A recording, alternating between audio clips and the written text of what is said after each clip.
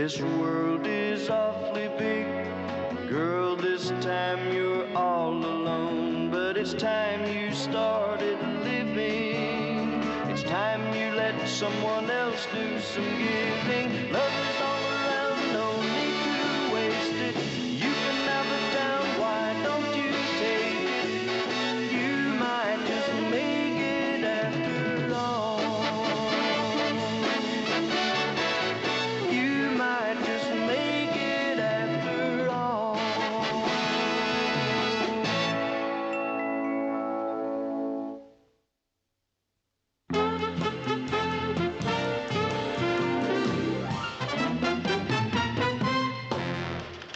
On the lighter side of the news, Mr. and Mrs. Ira Komansky of 62 Glendale were rudely awakened when a 2-ton truck veered off the highway into their bedroom, stopping only inches away from the foot of their bed. Both are being treated for shock. That's the lighter side of the news? Let me know when they get to the story on the apartment house fire. I want to see what kind of film the new cameraman came up with. I'm glad you finally gave Alan an assignment. Lou, you sent the kid out on a big story like that? You got to start somewhere. At around 4 this afternoon, fire broke out on the top floor of an apartment house on 3rd Street. It took 2 hours to get the fire under control, as you can see in this exclusive film report. Mr. Grant, here's that film you wanted to see. 2 families were trapped on the roof. Shouldn't Alan have taken pictures of the people on the roof? Or at least the fire. What is that? Oh, it's a brick. It's a close-up of a brick. And it's got ants crawling all over it. The smoke became so thick in the halls that the frantic tenants were urged to jump into the safety nets below. What's that? It's a brick. With ants crawling all over it. I can see they're ants. I want to know why we're showing them instead of the fire. Mr. Grant, maybe Alan's camera slipped. Murray, why did you let this film go on? Did you think this was a National Geographic special? Don't blame me. The kid brought the film in as we were going on the air. And it just didn't occur to me to check to see if there were any ants on it. Mary, where is Alan? Well, he's in the control booth, I think. Tell him I'd like to see him when he gets a chance. Alan, Mr. Grant would like to see you when you get a chance. Tell him to be sure he gets a chance within the next 20 seconds. You better make it right away. And that's the news till now. This is Ted Baxter saying, God bless and toodaloo.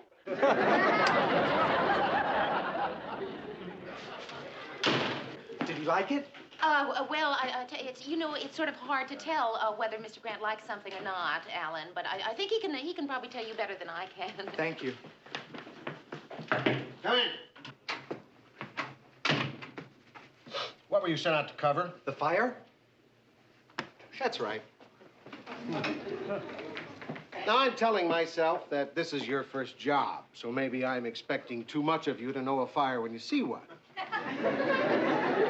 Fire is where there's a lot of smoke.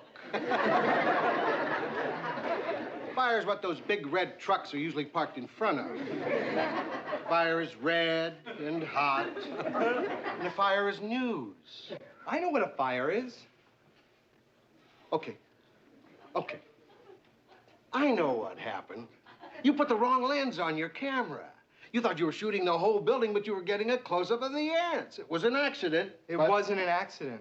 What? Well, I was making a comment by showing the ants. You did that on purpose? I was showing how just a few feet away from the fire, life goes on.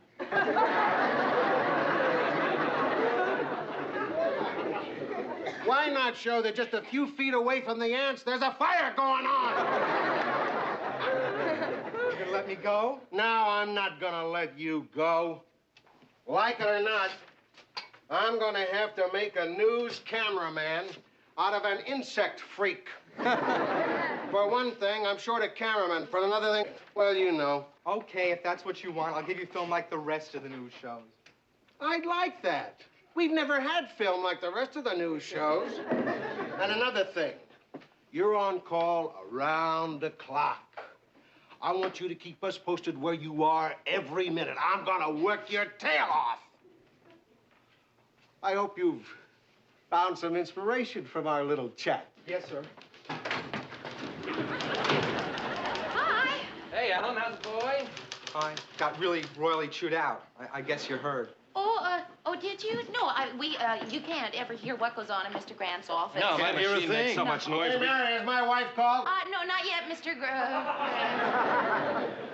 So, listen, you got chewed out. We've all been through the same thing, right, Ted? Right. So don't worry about it.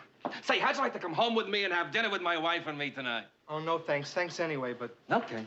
Good night. You shouldn't be alone, kid. What you need is some company. Now, I've got a manicure. You want to come and watch? Oh, maybe some other time. Thanks anyway, Mr. Baxter. Good night, Mary. Not Ted. Well, Hal and I was going to invite you over to my place for dinner. Great. Is 7:30 all right? Yeah. Hi. I thought I heard you. Oh, I didn't realize I was setting the table so noisily. Mary, have you by any chance seen Bess? She's late coming home from a Girl Scout meeting. No, I haven't. Not that I have to know where she is every minute, but she is 20 minutes late. Uh-huh. Are you having Rhoda for dinner again? No. Oh, I see. But you have a place setting for two. Yeah, that's right. You see, sometimes I like to switch places in mid-meal. You don't want to tell me. That's quite all right. You're entitled to your privacy. I don't care who you're having for dinner. Since I don't care, why don't you tell me? It's just a kid who's new at the office, and he had a run-in with Mr. Grant today, so I thought I'd bring him home for dinner and try to cheer him up. Oh. Hi, I'm defrosting and I need some ice cubes. Yeah, sure, help yourself. Have you seen Bess, Rhoda? She's late getting home from a Girl Scout meeting. Hey, maybe she's trying for her staying out all night and not telling Mommy merit badge. Not that I'm concerned, mind you. I believe in giving a child her independence. Hi, Alan, come on in. Alan, I'd like you to meet my friend, Rhoda Morgenstern. Hi. Hi. This is Alan, Stevens. Alan Stevens, and this is Phyllis Lindstrom. Ma'am? Excuse me just a minute. Call me Phil. Everyone does. I don't. A lot of my young friends call me Phil. Okay, Phil. Some of her really young friends call her Ph.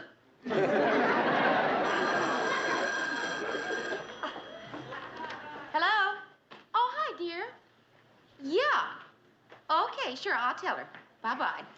That was Bess, and she's kind of worried about you. Where is she? She's still at the Girl Scout meeting. You were supposed to pick her up. Oh, for heaven's sake. Oh, nice meeting you, Alan. See you later, Ph. Would you like a drink? Hey, can we see your ID? Oh, I don't drink, but I would like a glass of water. Is that the kitchen? I'll go get it myself. Okay, the glasses are on the counter. Isn't he?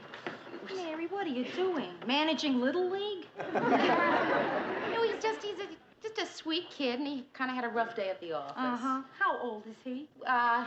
22, 23, I think. I don't know. That's okay. Nothing wrong with going out with someone 23. I've done it myself. I was 15.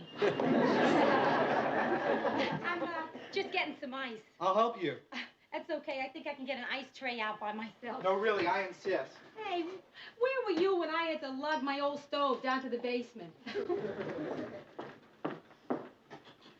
Oh! Hey, kid, keep both hands on that ice tray, huh? I'm sorry, my hand slipped. Next time this happens, I'll press charges. You know that shy kid in there? He's not really all that shy. Hey, Mary, it was an accident. I mean, I hope you don't think I'd fool around with one of your friends, or one of anybody's friends. No, of course not, Alan. No, it's just, Rhoda's just overly suspicious. She's from New York. Because if you did, well, No, hey, no, come on, sit down, have some cheese and crackers. The funny thing is, she's not even my type. Well, no, of course she's not. She's a little older than you are, like I am. Yeah, but I wouldn't mind fooling around with you. Can I take your coat? And your shoes? Well, I just felt at home. Well, good. Nice couch. Does it fold out? I mean, for you to sleep on. You know, Alan, I think that somebody may have gotten the wrong idea here. You want me to go home, is that it? No. When I want you to go home, I'll say, Alan, go home. I just think that there may have been a, Don't worry, nobody has to find out. Alan, go home.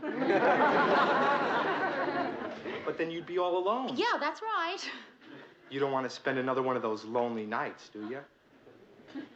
Oh, Well, what are you smiling at me like that for?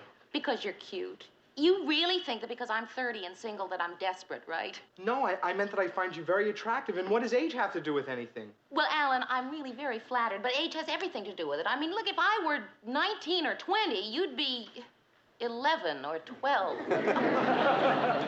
Anyway, you see what I mean? So come on, let's have dinner. You mean you just got me up here for nothing? No, I got you up here for dinner. Is that nothing? It sure is. Good night, Mary.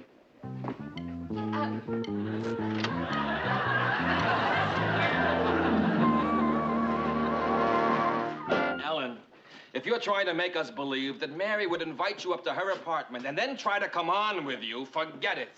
That's not our Mary. And then what happened? Maybe I said too much already. You're right. I think I'll walk you to the studio, Alan. And then what happened? Good morning, all. Oh, hiya, Mary. How'd it go last night? How'd what go? Oh, you had dinner with Alan. Oh, fine. Murray, how did you know that I had dinner with Alan? I didn't invite him until after you left. Oh. Well, he mentioned something. Oh? What did he mention? Well, nothing, Mary, nothing. Well, you know. No, I don't know. Well, I didn't believe him anyway. Mary said that. And then what did she do? Oh. Hi, Mary. Alan, could I see you for a minute? Sure, Mary.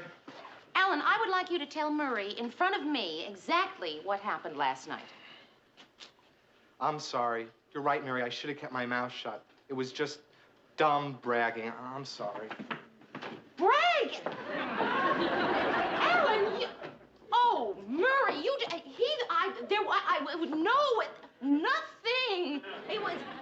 Oh, Ted.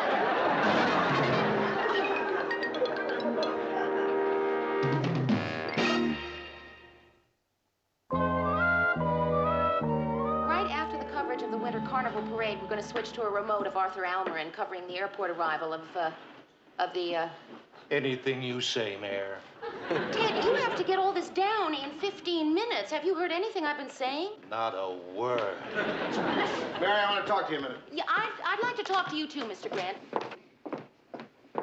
Mr. Grant, I would like to talk to you about Alan. Yeah, I know what you're going to say. You do? Yeah, you were going to say I was too rough on him yesterday. Well, no, not exactly. Yes, you were, and you're right.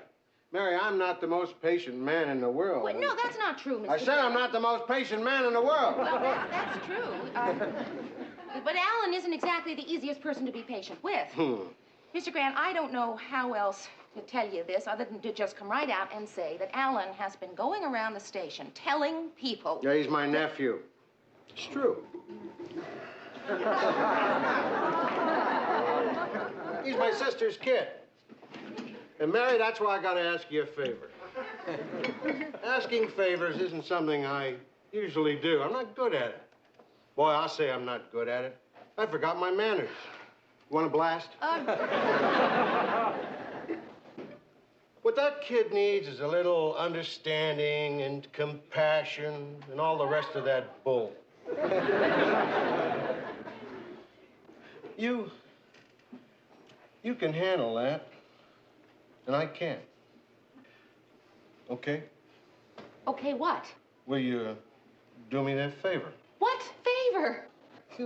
Boy, I told you I wasn't any good at this. I don't know how to ask for favors. I can't do it. Forget the favor. Okay. I'll make it an order. I want you to be understanding and sympathetic and compassionate to that kid. You got it? Oh, Mr. Grant, if it were anybody other than Alan... If it were anybody other than Alan, I'd fire him. You see, she's my only sister. And I owe her something. Oh, all right, Mr. Grant, I'll do my best. The reason I owe her something is 2 years ago, I fired her husband. What for?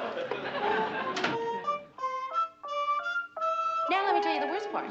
Mr. Grant told Alan that I volunteered for the job. So you can imagine what Alan thought. So tell him you didn't volunteer. I told him. He didn't believe me. He asked me what time I wanted him to come over tonight. So you should have told him you don't want him to come over tonight. I told him, and he said, how about 8:30? You should have told him you wouldn't be home. I told him, and I'm not. I am not going to be home. I'm going to a movie. You want to go? Yeah, I would. He'll only be back tomorrow. What do you plan to do, go to a movie every night? Of course not. One night I'll go to a play, and the next night to a concert. I always did want to learn how to play pool. What do you expect me to do, Phil? It's so elementary, I shouldn't even have to say it. But he only comes on when it's absolutely safe, with women who wouldn't ever be attracted to him. Only you, Mary. And me. You? When did he ever come on with you? When we first met, I picked up the vibrations when he came on with "Hi, Phil," not "How do you do, Mrs. Lindstrom." Ma'am. He said ma'am. Believe me, Mary, if that boy ever thought someone was going to take him seriously, he would run for the hills. I think I see what you mean, Phil. In other words, if I pretended to be really interested in him, it would scare him off, huh? Exactly. Not in a million years. That is the dumbest idea. Dumb. All right, Mary, all right. Let people give you a lot of modern ideas on how to handle this. As for me, give me good old-fashioned common Freudian psychology anytime. There she is, folks, the sweetheart of Sigmund Freud. You are witty, Rhoda. You really are. Thanks. How much fun it must be for the other girls on your bowling team. Did you find a movie for us to see? Yeah, let's go to the Crestwood. Okay. We're going to the show. I think I'll go upstairs and change. Wait, I want to go with you. I'll wash the coffee cups, Mary. Oh, would you, Phil? Great. I don't want to take a chance of being here in case Alan arrives. Mary, you wouldn't think my idea was bad if you read my copy of Post-Adolescent Social Trauma. Well, fine, I will. Lend it to me sometime. I lent it to you 6 weeks ago. You did? Yeah, and that whole batch of books I brought up for you to read? She figures if you study hard enough, anybody can become a loony.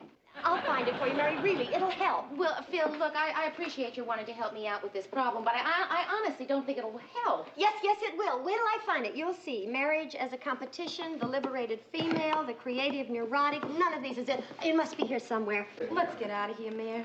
If she finds out you're still saving your Nancy Drew book, she'll never hear the end of it.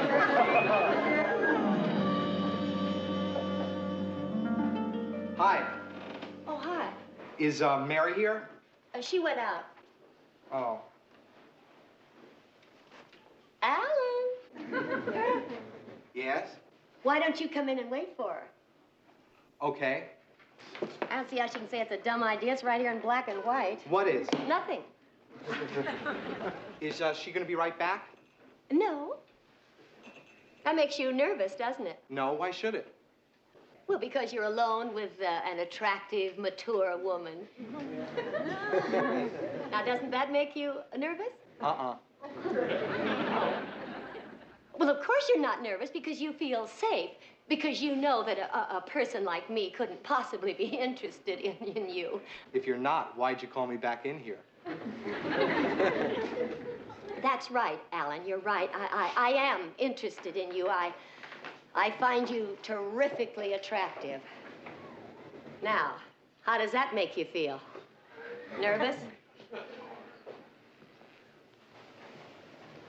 That's right, Alan. I understand why you have to leave now, and it's perfectly all right. I'm glad I could clear this up for you. Goodbye, Alan. I do understand.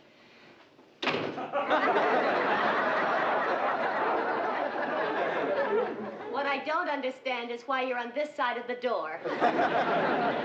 I don't think it's too tough to figure. You just finished saying that... You take one more step, I'm calling the police. Hey, wait a minute. You just said that... Yeah, there it is. You took a step, I'm calling the police. See, I'm picking up the phone. I have it in my hand. See, I'm dialing the police station right now. It's ringing in the police station. The desk sergeant is picking the phone up right now. Hello, Mary? Guess who's here? Alan, why don't you come right down? And hurry. Hey, what is this? What's happening here? I'll tell you what's happening. It's all right here. Read this, chapter 7. Nancy Drew? That's Mary's book. She saves things. Phil? There he is, Mary. He's all yours. See if Nancy Drew can get you out of this one. Hey, what is it with these friends of yours? What is it with you, Alan? Why don't you find a girl your own age? You don't know? Well, what's the use? Pardon? I said, what's the use? I don't have a quick comeback to that question? I'm a phony. I'm not a man. I knew it since I was 12. Alan, who knows they're a man when they're 12? There's something wrong with me. You bet there is. You don't understand. You see, I've never... I mean, when the other kids were... I wasn't. Well,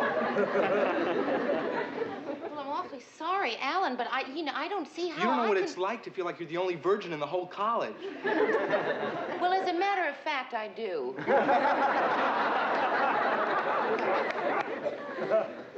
I've been waiting for someone. Someone kind and gentle and compassionate to help me find myself.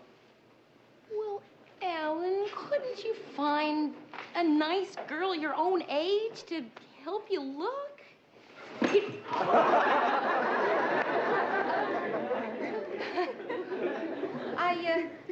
I didn't know that all of this was behind all that craziness.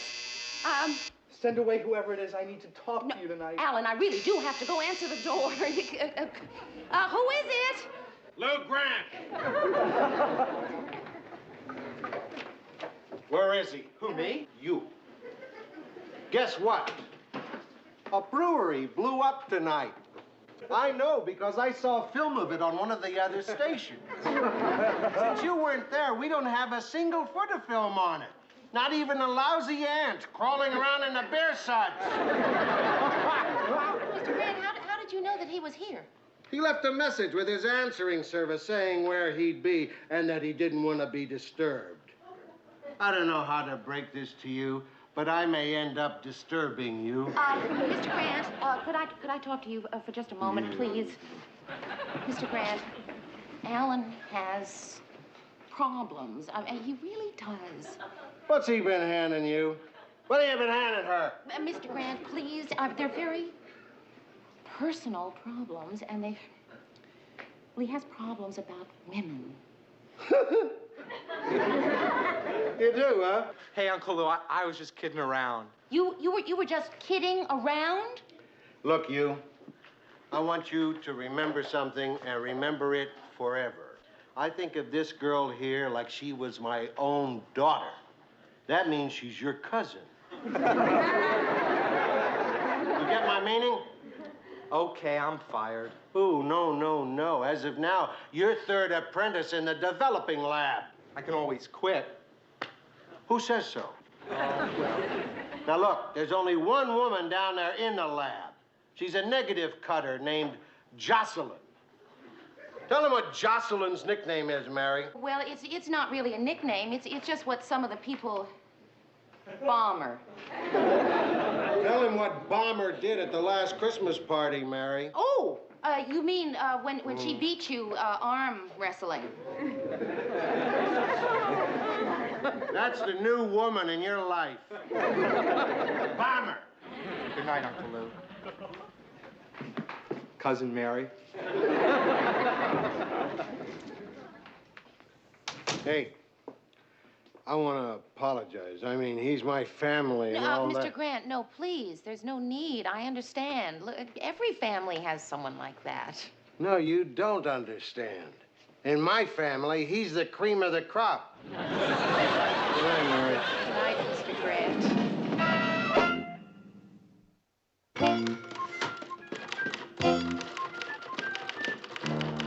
Hi, Mayor. Hi, Ted. Good thing Lou put that kid in his place. He's a troublemaker, you know. He was even beginning to spread rumors around about everyone, even you. Oh, really? Not that any one of us believed a word of it for a minute. Well, that's certainly good to know. You know, Mayor, you've worked here quite a while now, but I don't feel we've ever really gotten to know each other. Maybe sometime we could have dinner. Oh, Ted. Of course not. Oh, yes. Well, see you around. And God bless. And toodaloo.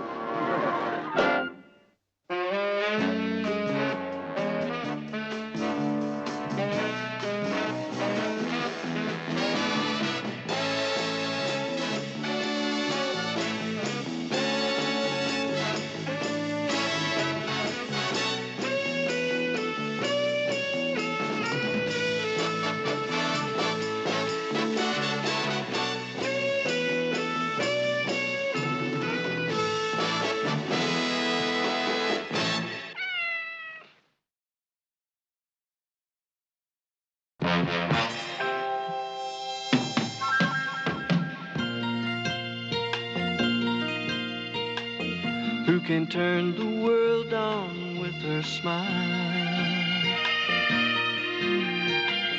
Who can take a nothing day and suddenly make it all seem worthwhile? Well, it's you, girl, and you should know it. With each glance and every little movement you show it. Love is all around, no need to waste it. You can have the town, why don't you take it? You're gonna make it after all. You're gonna make it after all.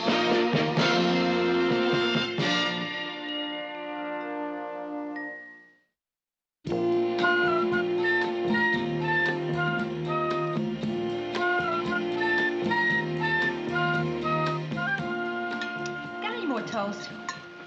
Rudy ate half a loaf of toast already. Well, Mary, I'm eating a lot of toast because I'm not allowed bread on my diet. Did you have to be at work? Mm-mm. I worked late last night, so I have to be until late this morning.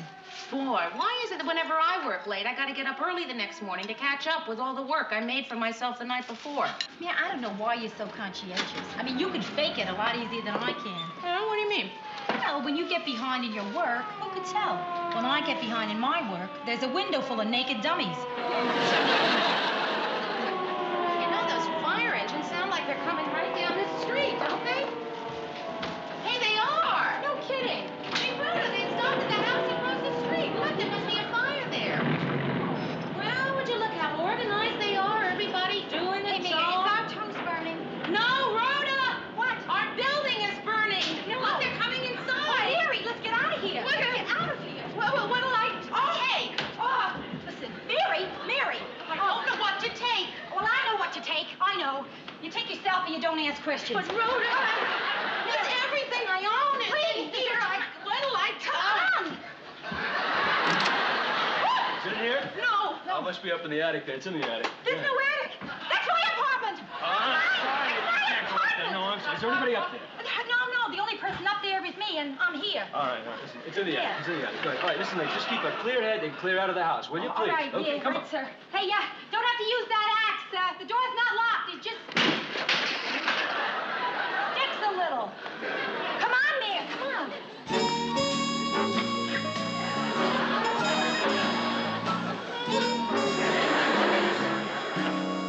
Thank you.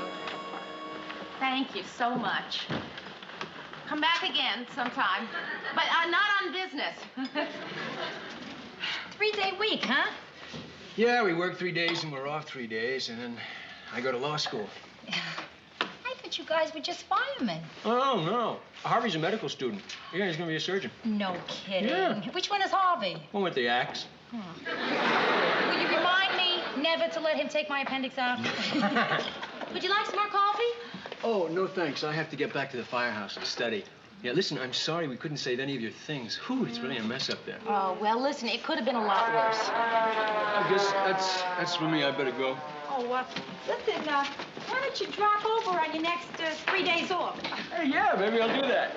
Hey, you really have a terrific attitude about this. Oh, well, I guess a person's true nature comes forth during times of adversity. Yeah. Well, listen, I'll see you. Yeah, bye. Boy, is he cute. Rhoda, everything you own has just been wiped out. How can you think about men? Beats me. I constantly am amazing myself, Mayor. Hey, listen, what about fire insurance? No, I don't think I could get any now. Why coming down the stairs. Yeah, well, Phyllis, there's been a fire. A fire? How bad? Where was it? It was in Rhoda's apartment. I might have known. Oh, don't worry about me, Phyllis. I'm perfectly fine. Well, I can see that. Well, as the manager of the building, I better go look at it. Honest, Pete. Go right on in, Phyllis. The door's open. Hey, Rhoda, I just happened to think about something. What about clothes? Do you have anything left? Nothing. Even my underwear went up. Oh. You mean all you've got is your robe and nightgown? Nope, just a robe. Well, listen, you're welcome to take anything of mine, really. Thanks, kid. Thanks. Okay, Rhoda. How did it happen? What'd you do? Leave the apartment with the iron plugged in? Is that what you did? Phyllis, the fireman said it was started by a faulty refrigerator cord. Oh, was it? Careless of me, wasn't it, Phyllis, to leave the apartment with my refrigerator plugged in? All the inconvenience. I have to fill out all the insurance forms. I have to have a whole place repainted. I have to buy a new door. Why does everything always happen to me? I am really sorry for you, Phyllis. Oh. Really. Compared to all that, the fact that I don't have a place to sleep or a stitch of clothing to wear. Hey, wait a minute. What is this? I don't have a place to sleep. You'll stay with me, of course. No, Mary. I'm going to a motel. Absolutely not. There's plenty of room here. You're staying with me. Mary, you know how often friends staying together works out. It doesn't. Rhoda, I don't care. It's No. only going to be for a couple of days. I insist. Well, okay, Mary. Okay. Thanks. Of course, Rhoda, dear, you know you're always welcome to stay with us. Oh, am I? Thank you very much, Phyllis. You know, one of these days, I'm going to take her up on one of those phony offers she makes, just to see what she'll do. Hello? Murray, hi. How nice to hear from you. Where are you calling from? Work. Work? No, Murray, I'm not sick. There was a fire in Rhoda's apartment. No, she's fine. I'm a little depressed. Listen, does Mr. Grant know I'm not in yet?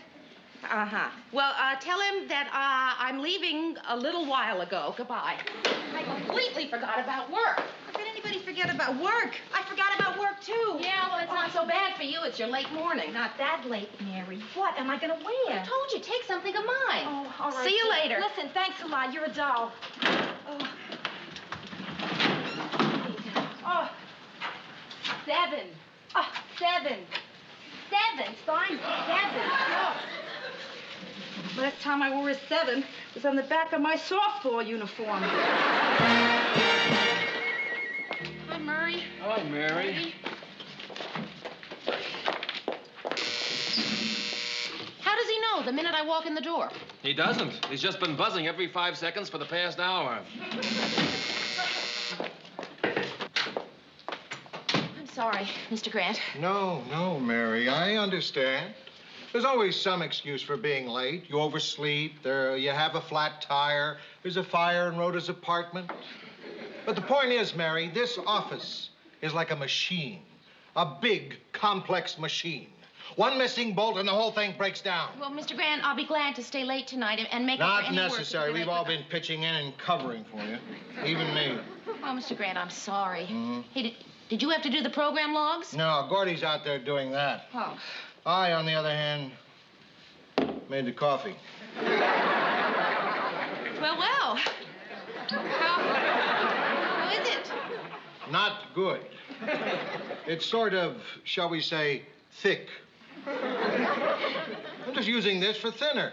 Mr. Grant, that machine is a little tricky out there. Why don't I'll go make you another pot. Take your time.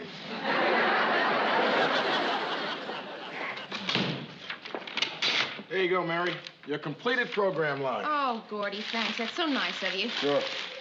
What's all that? These are your incompleted program logs. You know, these things are hard to do. Took me 2 hours and 5 minutes. That long, huh? Well, I spent the first hour just learning how to type. Newsroom. Oh, hi, Rhoda. No, listen, I told you, take anything you want. What did you decide to wear? Oh, that one, huh? Did you take the price tag off? Listen, I gotta get back to work. What? Gee, I don't know what time I'll be home. I guess, 7, 7:15, something like that. Why? Oh, well, listen, don't worry about dinner. Oh, well, okay. I won't be late. All right, bye. You sure that wasn't my wife? Or mine? Well, Lizzie, it's just for a couple of days till her place is fixed. Good. Because once you get past bunk beds, nobody should have a roommate. You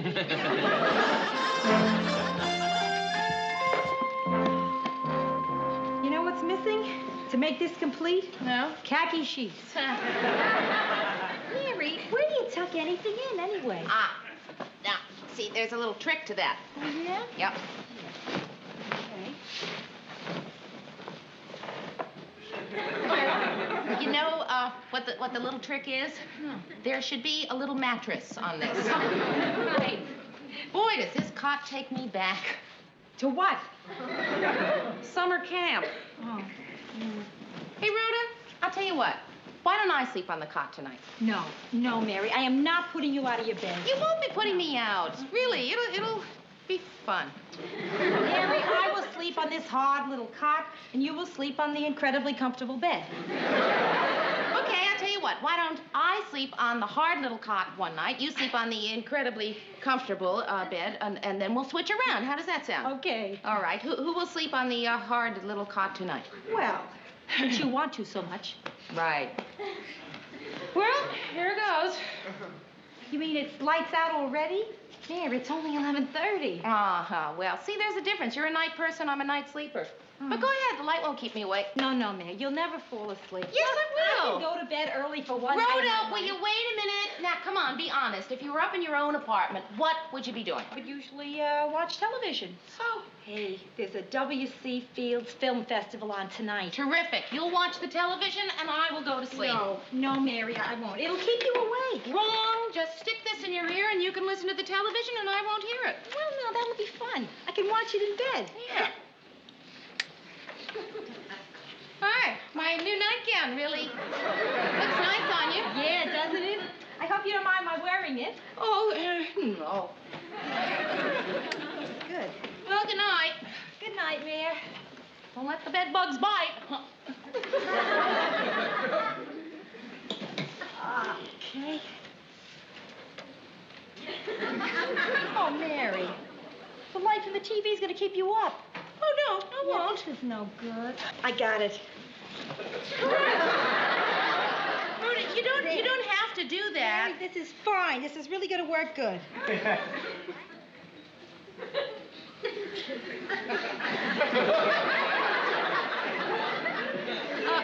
Rhoda, what is going on under there? I'm just adjusting the antenna, man. There.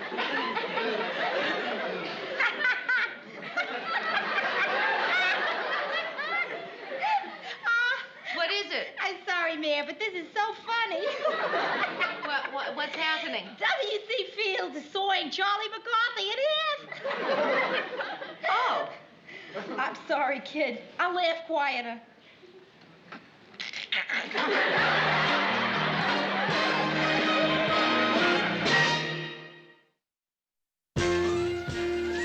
Good morning, Mary. Good morning, Murray.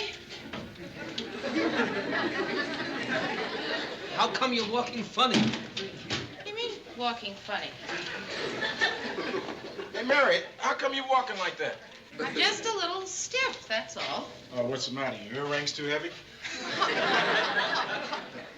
I slept on a cot last night How come? because Rhoda slept in my bed. Uh-huh. Well, it's not that bad, sleeping on a cot. Well, you don't have to tell me about cots. I slept on one for 2 years in the service.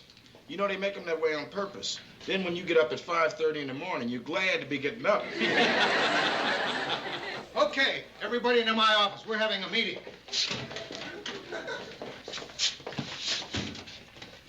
Okay. On my way up in the elevator, I suddenly had this terrific idea that could solve a lot of our problems. The more I thought about it, the more brilliant I knew it was. Now, what I want to do is share it with you. Get your ideas. Sort of pick your brains. Hi, guys. Well, it looks like somebody forgot to tell me there was a meeting going on. Nobody forgot, Ted. Oh, good. Okay. As I was saying, I had this terrific idea. And I want to give it to you in a nutshell while it's still fresh in my mind. Isn't anybody out there going to get that? Well, Mr. Grant, everybody out there isn't here. Isn't anybody in here going to get that, Mary? I'll get that, Mr. Grant. Good, well, wait. Newsroom. Oh, hi, Rhoda. Listen, can I call you back? Rhoda, I did wake you up this morning. Listen, I'll call you back. Rhoda, you told me you didn't have to be in until late this morning. Well, how am I supposed to know you lie when you're sleepy? Listen, Rhoda, Rhoda, I'm sorry you got in trouble with your boss, but I am going to get in trouble with my boss in about 2 seconds. If at 1 second, Rhoda, I'll call you back. Rhoda. Are you sure you're finished? You shouldn't make personal calls when there's an important meeting going on. I didn't make the call. Mary, are you done with him? Yes, sir. Good. Then I'll start. Again. Now, where was I? You were about to give it to us in a nutshell while it was still fresh in your mind. Uh-huh. Yeah. Your idea, Lou. A terrific idea. Huh? Yeah. Go ahead, Mr. Grant. I'm trying to go ahead. Can't you remember what you were going to say? Well, you know what they always say. If you can't remember what it is you were going to say, it couldn't have been very... Mr. Grant, it just slipped your mind for the moment. It'll come right back.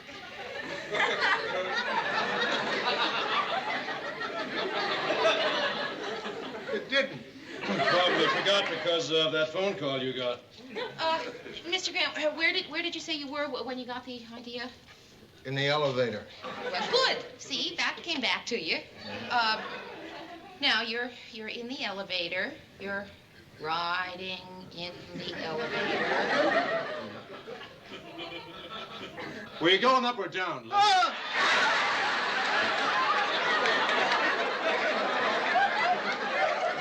I almost had it! All right, everybody back to work. Meeting's over. Oh, short but sweet, that's what I always say. Short but sweet. Mr. Grant, did it have something to do with raising our ratings? No. Well, was it more of a studio thing? No. Salaries? No. Was it vacations? No. Did Rhoda's phone call make you forget? Yes. Would you accept my apology? No.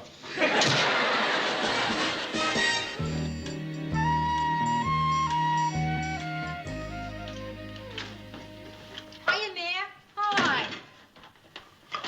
Sorry, I'm late, but I had to stop and pick up the groceries for dinner. Mary, you just relax. Let the super chef take care of dinner. Well, gee, Rhoda, thanks for pitching in, but couldn't you have told me? Oh, yeah, I wanted to, Mayor, but I wanted to be a surprise. Well, it certainly is. Boy, you're really going to town in there, aren't you? Oh, Mary, it's such fun to have a whole kitchen to work in. Have you ever tried roasting a turkey on a hot plate? Is that what we're having? No. You know, Rhoda, I usually find, because it's such a small kitchen, that it's easier, for me, anyway, if I sort of wash the dishes as I go along. Oh, that's what I love about us. We're so totally different. Well, I guess I'll just go wash up. Hey, listen, I left some things soaking in the sink. Oh, well, I'll just use the tub then. Watch out for the goldfish. Gotcha. Hey, Mary, where do you keep your horseradish? Horseradish? Yeah. I don't have any. Can you use something else? No, it's got to be horseradish. You? Do you have any horseradish? Isn't that kind of a strange way to greet somebody? Hello, do you have any horseradish? Yes, but not on my person.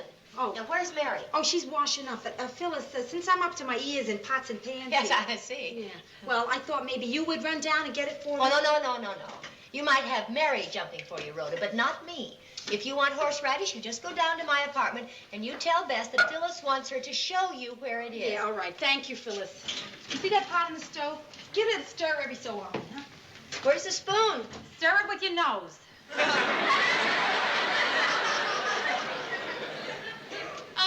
How about strong mustard? Isn't any anybody say hello anymore? Where's Rhoda? Oh, she went down to my place to get some horseradish. Oh. She is incredibly messy, isn't she? No, she's not. She just overslept this morning, that's all. Hey, Phyllis, when is her apartment going to be ready? Oh, 3 or 4 days. 3 or 4 days? Harry, do I detect a slight note of desperation? No, not at all. Well, just remember, if she gets too unbearable, you can always... Phyllis, I am not going to send her to a motel. A motel? Who said motel? Though, heaven knows, it wouldn't be a first for her.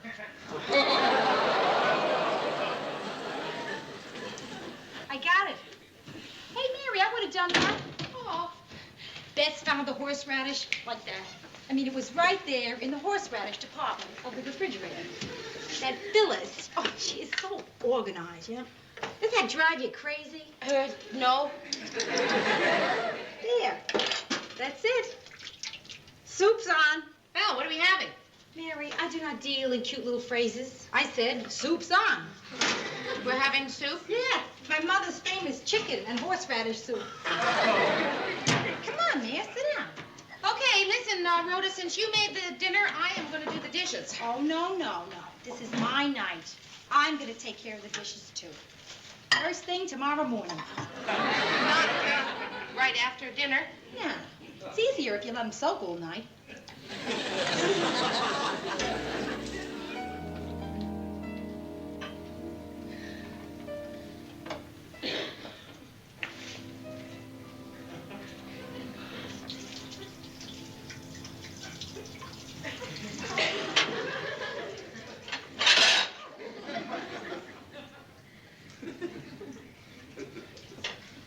I said I'd do them in the morning.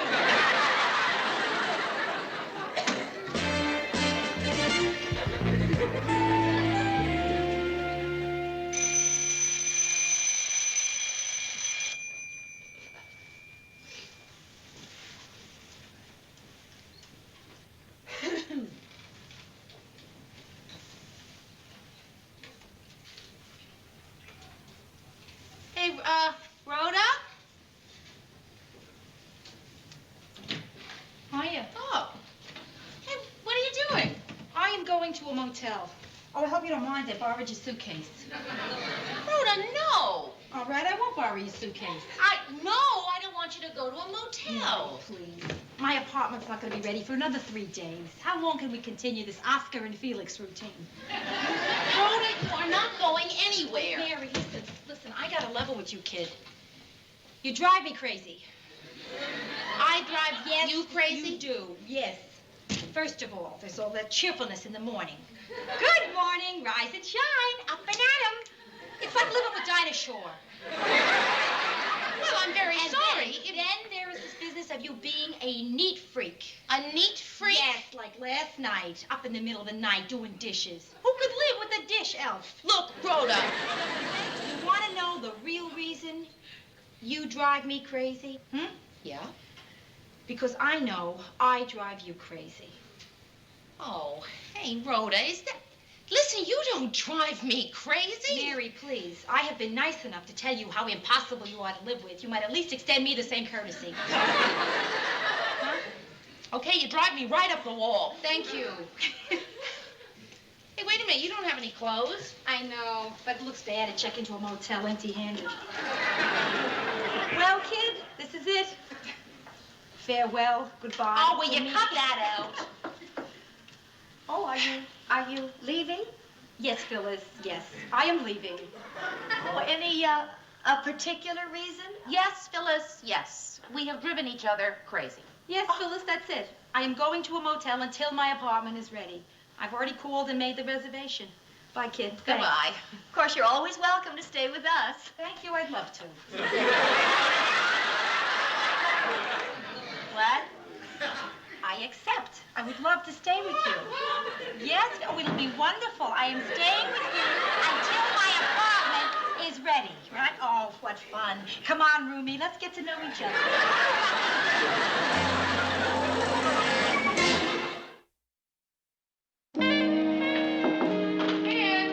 Good morning. Happy Sunday. Hi. Well, you're certainly in a good mood, aren't you? How'd the date go with your fireman-lawyer? Oh, great. Boy, is he cute. We went to see Gone with the Wind. He's never seen it before. Yeah? How'd he like it? Fine, but during the burning of Atlanta, I had to hold him in his seat. Yeah, it's a great-looking outfit. Didn't I tell you? Oh, I got a check from the landlord's insurance company. So soon? Yeah, but they only paid me half of the value of my clothes. Oh, that's terrible. No, it isn't. I told them they were worth twice as much as they actually are. That's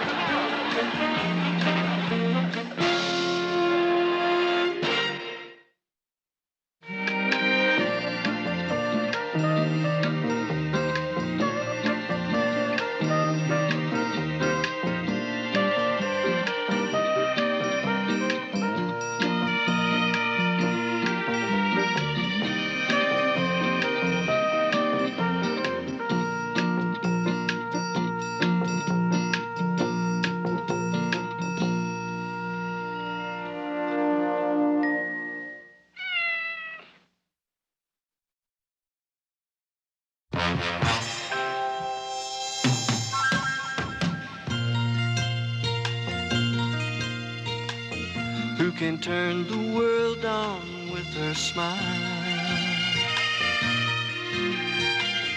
Who can take a nothing day and suddenly make it all seem worthwhile? Well, it's you, girl, and you should know it. With each glance and every little movement you show it. Love is all around, no need to waste it. You can have the town, why don't you take it? You're gonna make it after all. You're gonna make it after all.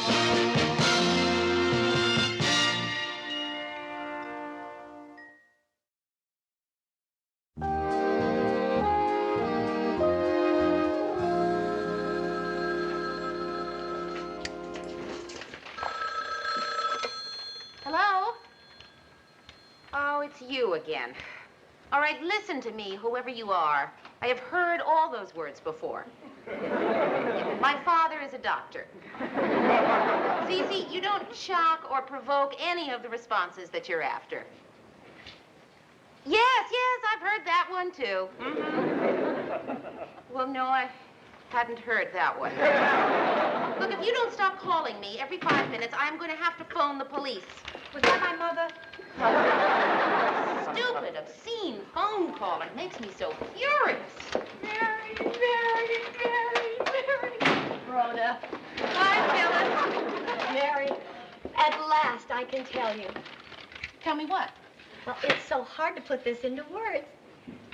Mary, I've been studying real estate, and today I got my license.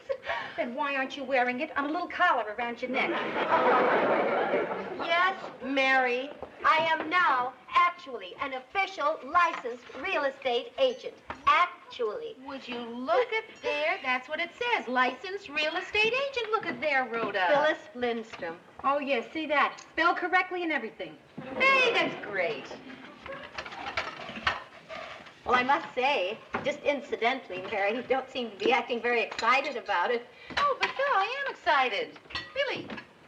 Well, maybe not excited, maybe Bored. There's something I must say now. But I can't. I just can't. Don't ask me.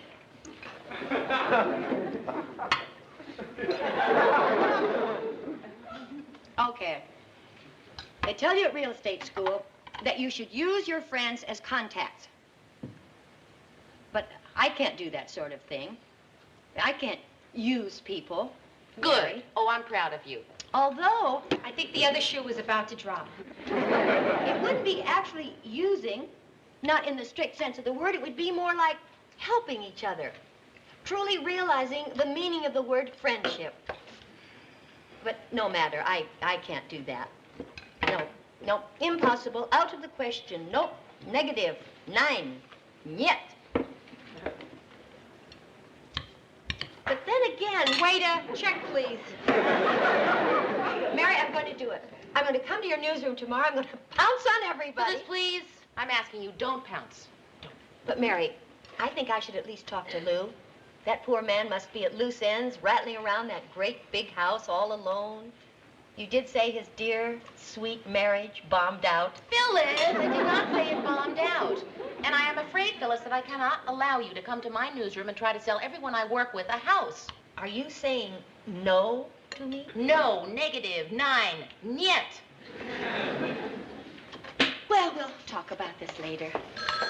I'll get it. Just finish your salad. Hello?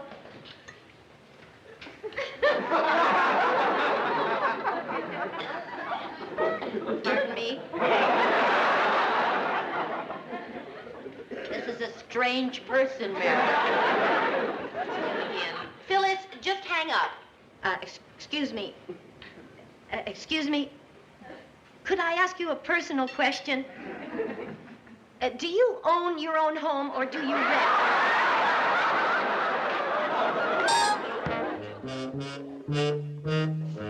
Morning. Morning. Oh, bad news, Lou. The newsroom was robbed last night. Oh, that's all we need.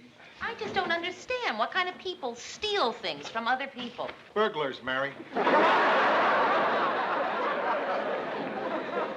Too bad they weren't kidnappers. Something's wrong. I can sense it. Television monitor's gone. All the electric typewriters are gone. It's the energy crisis, isn't it? Well, I know I do my part. Yesterday I took 2 bulbs out of my makeup mirror. And the newsroom was robbed last night. It's terrible. Wait a minute. We're insured, aren't we? There's a form. There's got to be a form. You'll need insurance form A-107. Well, let's see. There's my new diamond wristwatch for $300, which you never saw. And the original oil painting signed by Picasso that I paid, let's say, $90. Oh, yes, all those Christmas gifts I bought for all you guys for next year. I was hiding them, you know me. And, a power mower I was going to take home. Ted, I checked your dressing room, and all those things are there. Power mower, sir? Yeah. The wristwatch thing, diamond, and The Picasso, all right where you left them. Power mower?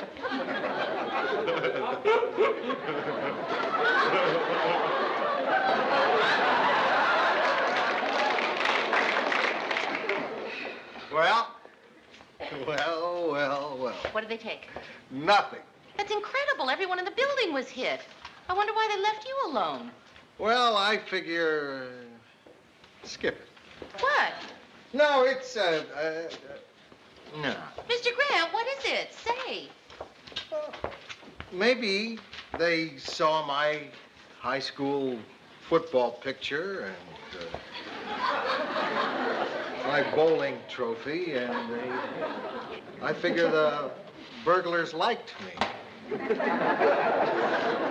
Hi, Mary. Hi, Lou. Oh, hello, Phyllis. Lou, I got a new hat. Ah. And whenever I get a new hat, I always feel like having an attractive man take me to lunch. Want to complete the picture? What did she say about a hat? Phyllis is asking you to lunch. Why? Okay, Lou. Oh, I hate doing this so flat out and ungracefully. But, Lou, I'm going to sell your house. Sell my house. Oh, I hated doing it so flat out and ungracefully. But, Lou, you see, I'm a licensed real estate agent now, and I know how tragically alone you must be now that your wife, let's face it, blew the coop. Phyllis! Mary, please. Lou's the sort of guy who appreciates refreshing honesty. So, anywho, how about it? Lunch today, Lou? Thank you, no, Phyllis. Okay, Lou, forget lunch. Let's talk house. I can get you $50,000. Come on, you can't give me $50,000. Lou, look into my eyes.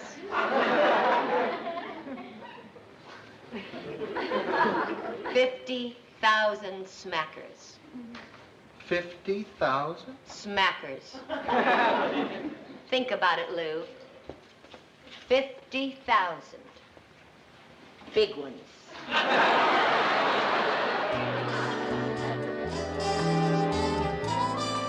Mary! Hi. Just came to drop my signs off.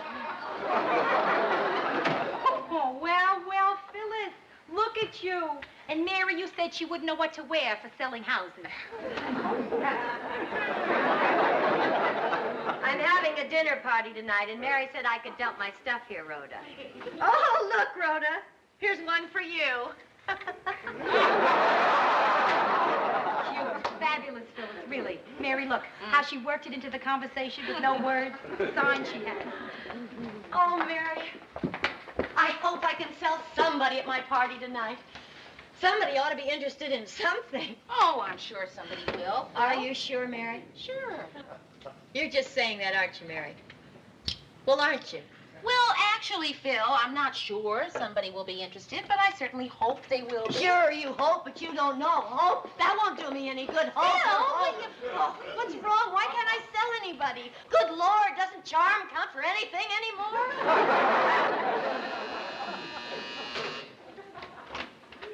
Mr. Grant. Hi, Mary. Hi, come on in. Hi, Phyllis. Hello, hi, Hi, Rhoda. Well, Phyllis, I thought about it and thought about it, what you said earlier today at the office, and I figured $50,000 in a house that's too big for me, and I talked it over with a few friends of mine. So I'm going to do it, since everybody says I should. Don't kid me, Lou. It'd be cruel to kid me. I'm not kidding. Lou, he'll sell. Mary, he'll sell. Even Rhoda. He'll sell. Oh, I must experience this moment. I can admit it now. Oh, for a long time, I thought it would never happen. I thought nobody would ever want to spend money for anything I ever did. Oh, call me Crazy Phyllis. Crazy Phyllis. I tried writing, but nobody wanted it, so I laughed in that way I have and said, okay, so you ain't a writer. And then I tried sculpting, and nobody wanted it, so I tossed my head back and laughed in that way I have. And I said, okay, so you don't have any sculpting talent. You ain't a sculptor. And now I suddenly see what I was born to do, to sell real estate. Mr. Grant, To would you sell like a drink? and sell Thanks, I'll get it. and sell and keep on selling till I drop. And now, right this moment, is my very first, my virgin sale.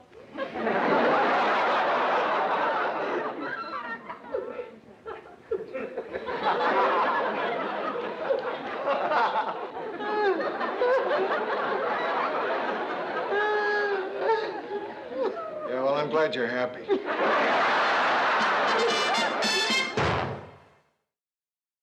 Hi. Can I give you my card? Take it, think about it, call me later, we'll talk. Is Lou free, Mary? No, he's not in. Oh. Murray, did I give you my card? Phyllis Lindstrom, real estate. My card? Oh, Murray Slaughter, not interested.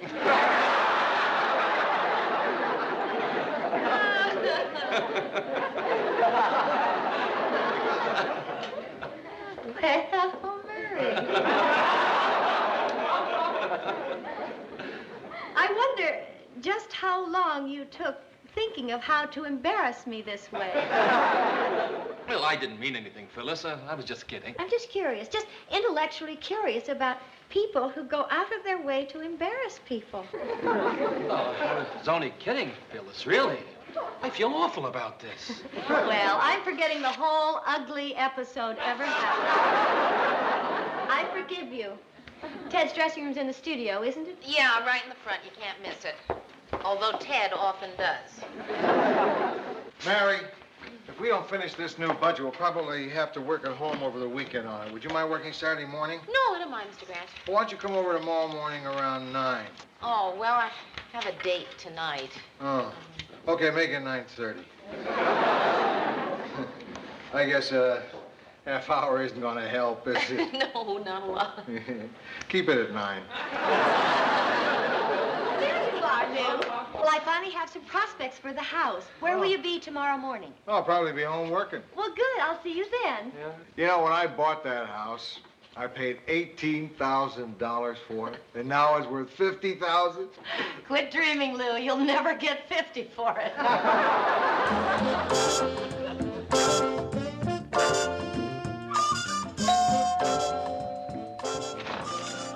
Good morning. I figured we wouldn't have a chance to go out, so I brought you breakfast. Don't need it. What's that? Where did you get that? I made it. What is it? Well, I figured you made me dinner so many times, I figured, hey, it's no big deal. Come on.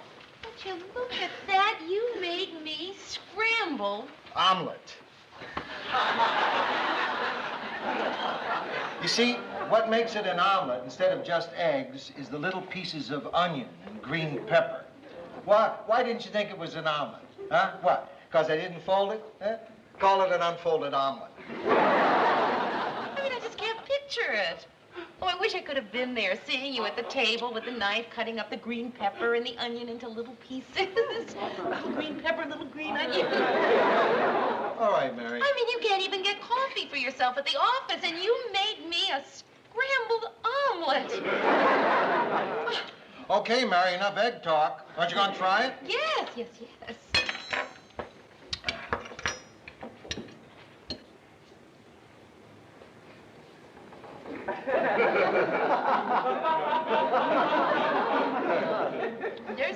There's something in these eggs besides green pepper and onion, isn't there? Beer.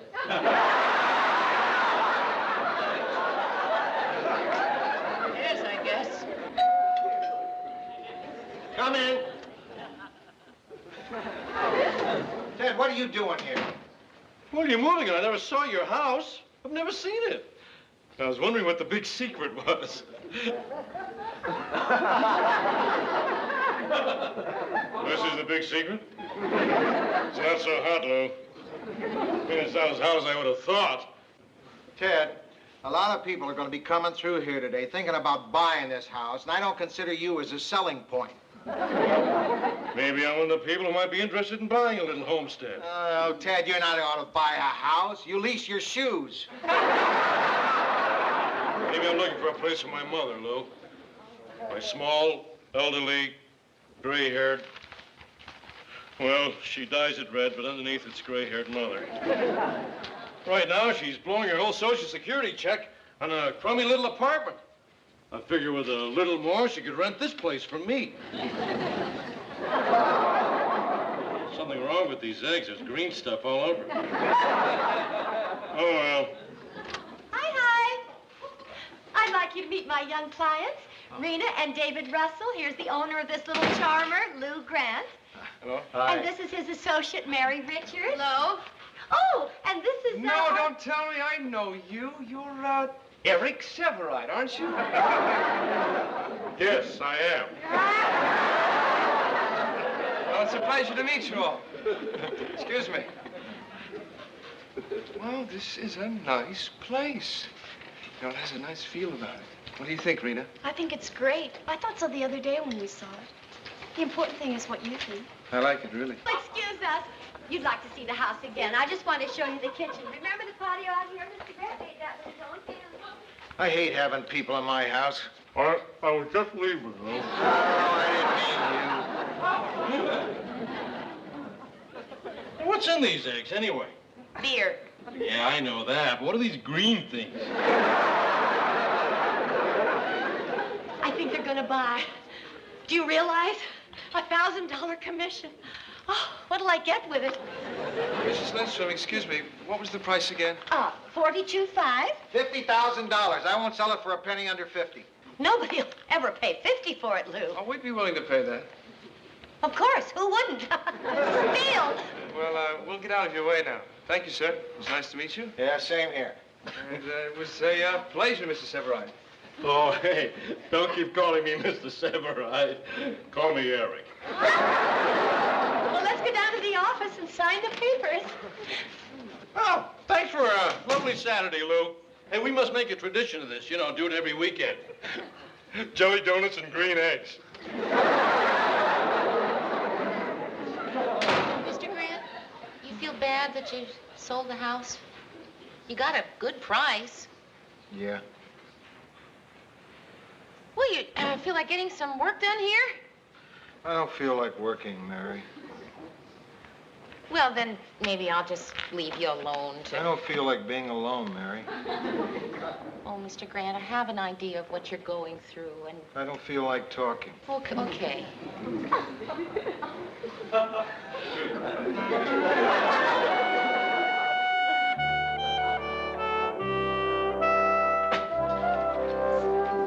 Mr. Grant, don't you think you ought to throw some of this stuff away before you pack it up? I want everything. It's all mine. I want it. Hey, watch it. A little more careful there, huh? Right. See the marks on this wall? Those are the heights of my children at various ages. Ruthie, Janie, Sarah. Mr. Grant, when was anybody ever that high? And that was little Sarah. She was too young to stand up. Just how badly do you feel about leaving here? You look like you feel, pretty bad. Well, it's about time you asked me, Mary. I've been dropping little hints, waiting for you to draw me out to find out how miserable I am about all this. Why don't you just tell me, then, what's bothering you, instead of trying to make me feel guilty that I didn't ask you 2 minutes earlier? Oh, wonderful, Mary. This is the worst moment of my life, and you're going to pick on me. Well, why are you making me feel like I've done something wrong? Oh, sure, you haven't done anything wrong. Oh, Phyllis is my friend, right? Oh, I see. So you're yelling at me because you can't deal with Phyllis. I can deal with anybody. Hi. Except her. Oh, isn't this exciting? Lou, why the long face? Oh, Lou, come on. I want you to give me a little smile. Come on. Just a little up at the edges. That's right. Oh, Lou. Oh, you'll feel better once you're out of here on account of the memories. I like the memories. See that over there? That's where we kept the Christmas tree year after year. See over there? That's where my daughter got married. She was able to get married here because it was June and we didn't have the Christmas tree here. See over there, that stain? Oh, little Sarah? No, the movers did it. They don't care.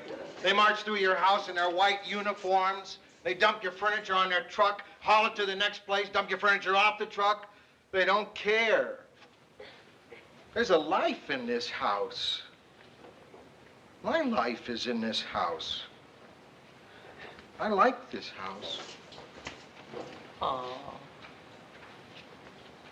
I never knew you felt like this, Lou. Now, I need you to sign these papers, Lou. Mr. Grant, you don't have to go. Mary. What? You don't have to go. If you're happy here, you should stay here. They're moving my stuff. The money's in escrow. That's not important. What's important is that you want to live in this house. Forget about the movers. Forget about everybody. Well, I'm sorry, Phyllis, but this is a lot more important. Mary, it's nice of you. And I'm sure Lou would want to stand here and listen to you all day long. But right now, he has these papers to sign.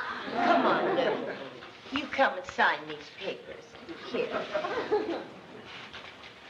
I have to go through this, I promise. You don't have to. I don't? No. I really don't, do I? I really don't have to do it. I don't need the money that bad. Sure, things are a little tight right now, but I'll make out all right. I don't have to do anything, right? Huh? Right? Hey, stop! Put it down. What? Put it down. I'm moving back. Moving back? Yeah. I don't know how to do that. I never moved the guy back. Yeah? Well, just do it. What, how much do I charge for travel time? I'm Just do it. All right. I got my house back. Listen, I want you to give me a little smile. Come on. Just a little at the edges. Yes, that's right.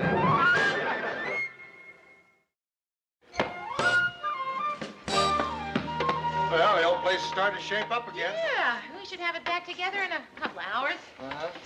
Oh, Lou, I just spoke to the two kids who almost bought your house, and I found the most wonderful place for them.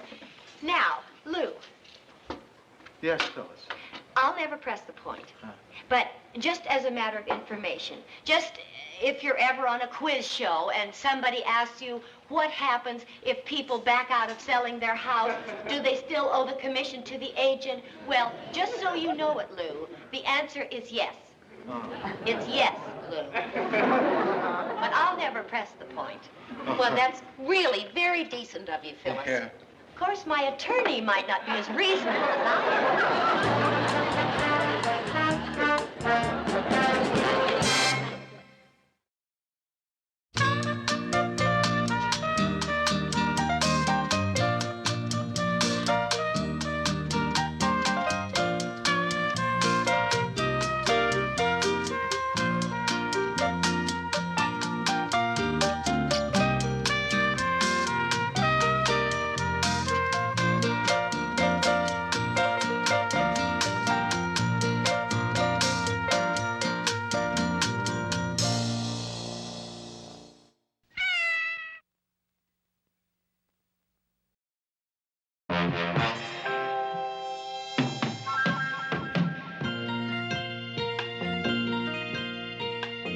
Who can turn the world on with her smile?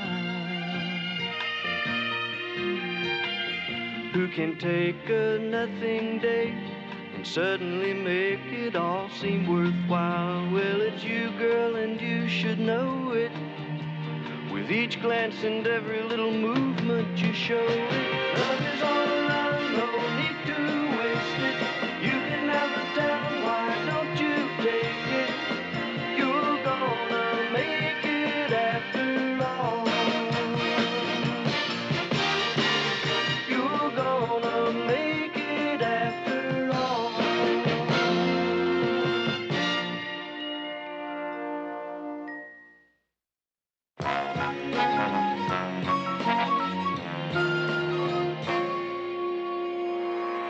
On the labor front, a story that may hit close to home.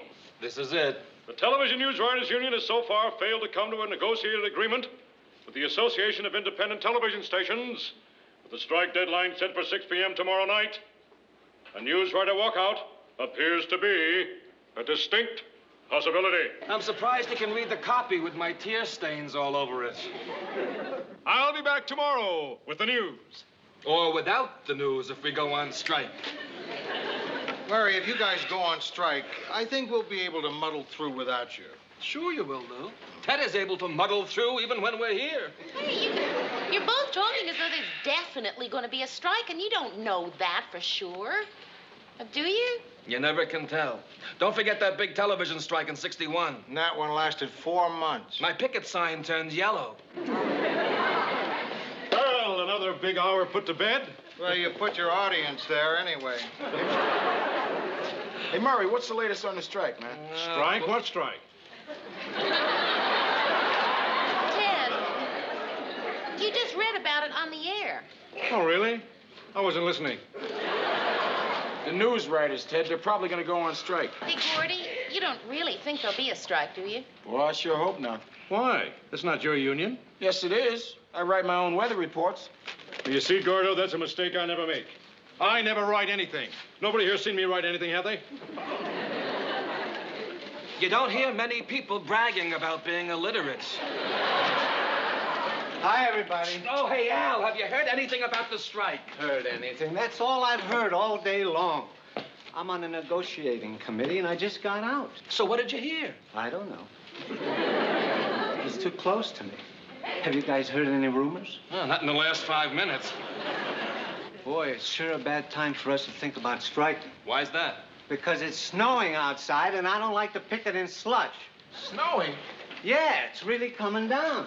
Mary, see you in a minute. Coming, Mr. Grant. You know, Mary, I don't care what anybody says. I predict there's going to be a settlement. There, you see, you guys, that's what I'm trying to tell you. Gordy knows what he's talking about. Of course, I'm the guy that predicted fair and warmer today, too. Yes, sir. Sit down, Mary. You know what we are? Well, we're Management. When there's a strike, management is expected to report to work. Then you do think there'll be a strike, huh? I'm not saying that. But I remember the first time I had to cross a picket line. Like you're going to. Soon. I felt rotten. They were all my friends. Guys I'd spent long hours with. They were booing me. Swearing at me. But I had to do it. Was that the big television strike in '61? No, that was a big bartender strike in '59.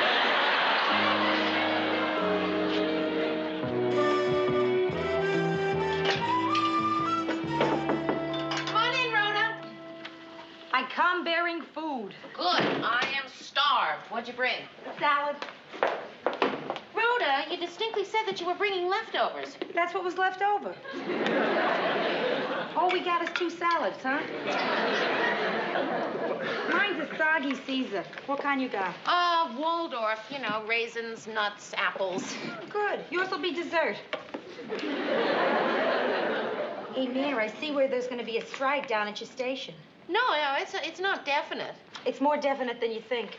I was down picking up window display cards at the sign shop, and they were working on the picket signs. Oh, boy. I'm going to feel terrible crossing a picket line with Gordy and Murray in it. You're going to cross a picket line? Well, yeah, I have to. I'm management. What's the matter?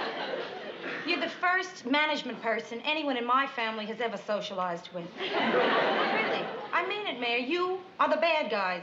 Thanks. No, it's true. I come from a long line of labor. The only person in management my father could tolerate was Casey Stengel. Go ahead, Rhoda, make jokes, but when I have to cross that picket line, believe me, it's not going to be any fun. Hey, look, Mary, I'm sorry. I know it isn't funny to you, and it's not going to be pleasant what you got to do. But life isn't easy when you're a dirty, rotten scab.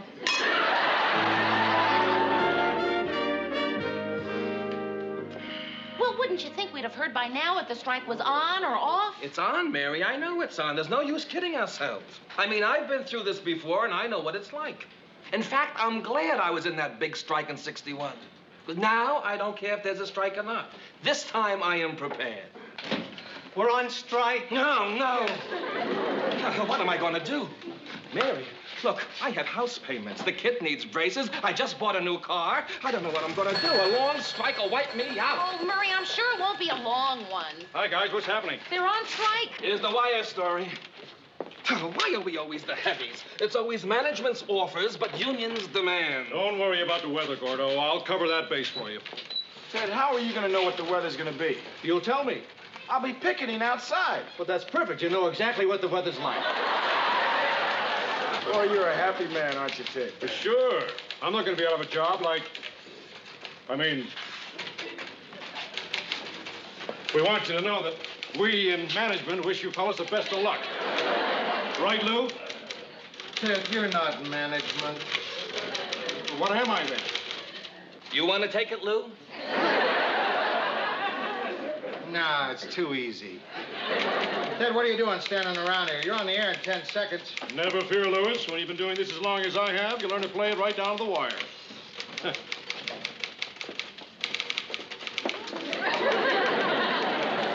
All right, guys, we're all leaving now. Murray. No, I'm right in the middle of this strike bulletin. Too late. You're on strike. But I'm not finished with it, Al. They'll get the message. So long, Lou. So long. Come on, guys, let's go. Bye, Mary. Lou. Well, Lou, I guess this is it. Take care of yourself. Well, Mary. Hey, Murray, look, Murray, I'm sure they'll... Mary, it's happened. Let's just hope it's not for long, huh? Oh, Gordy, I'm sure it won't be. I'm sure. We'll see you. Hey, good luck, guys. I hope you win. Well, I do. I hope they win.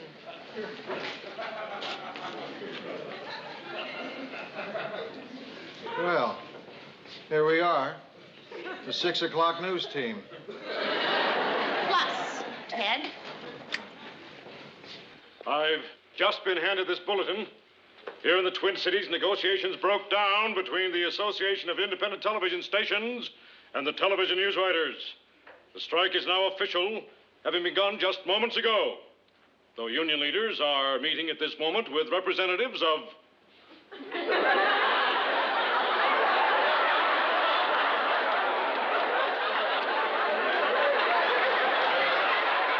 representatives of those other people who are in strike. Just having begun moments ago, here in the Twin Cities, where negotiations broke down just moments ago. Repeating that story. Mary, I think he's stuck. Would you go out there and nudge him into the next story? I'd do it, but I'm afraid I'd nudge him into the next building.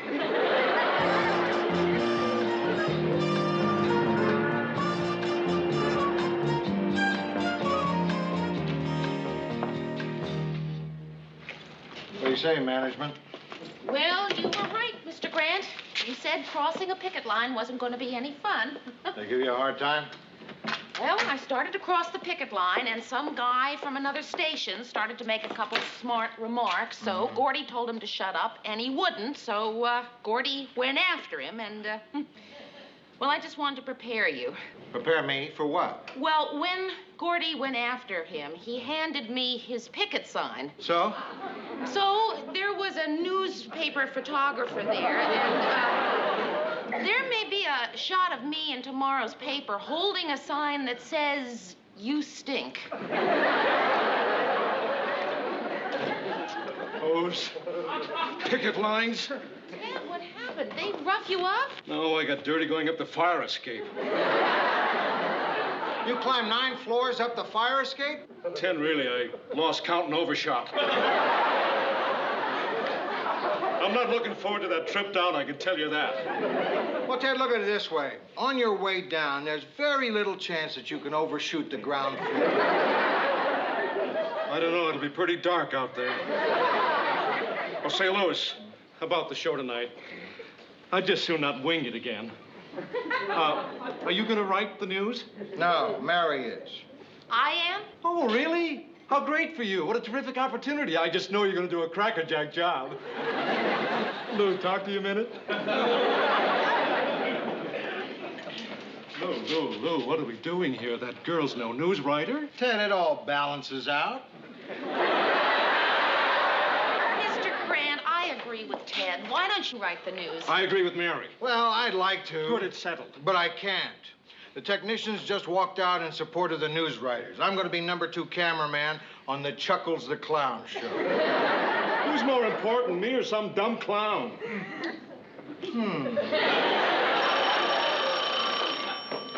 Newsroom? Yes? They did? Oh, wow. Yes, I'll tell him. Thank you. AFTRA is honoring the picket line, too. Oh, who's he? Ted, AFTRA is your union, the American Federation of Television and Radio Artists. Artists? I've never drawn a picture in my life. I'm no artist. Ted, the point is you are going on strike, too. You mean I won't be anchorman tonight? Nope. You mean the show's not going to be on tonight? They're going to have to get someone to replace you. But they can't do that. I never even wanted to join a union. I'm an individualist. The union's never done anything for me. I mean, they just can't do it. Well, Ted, they've done it, and there's nothing you can do about it. I can complain to my union. Newsroom. Just a minute, please. Mr. Grant's for you. Say, Mary, I can do it if you don't tell anyone. No, Yeah? Ted. Yes, I can put on a mustache. Ted, they'd recognize your voice. I'll talk funny. Who are we going to get yet, Mr. Grant? Well, whoever it is, they can't use my blazer. It wouldn't matter, Ted. It won't fit the person who's filling in for you anyway. Oh, no. Oh, Mr. Grant, hey, you don't mean it's going to be... No. Oh, well, who then? Me. You? Me. On the air? Me. The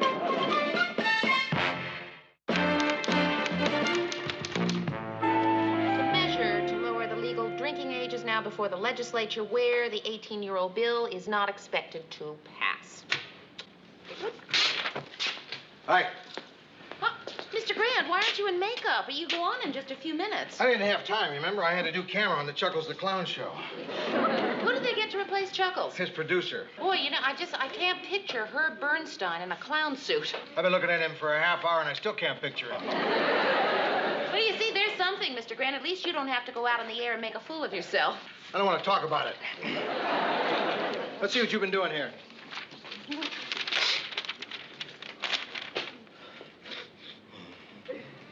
Mr. Grant, are you a little bit nervous? No, what? Because there's nothing written on that paper you're reading. Mary, I want to level with you. I'm a little bit scared to death. My hands get clammy if I have to talk to more than 6 people at a time. Here, feel them. Well, that's... Feel them. Have you ever felt clammier hands than that? And those are just my hands.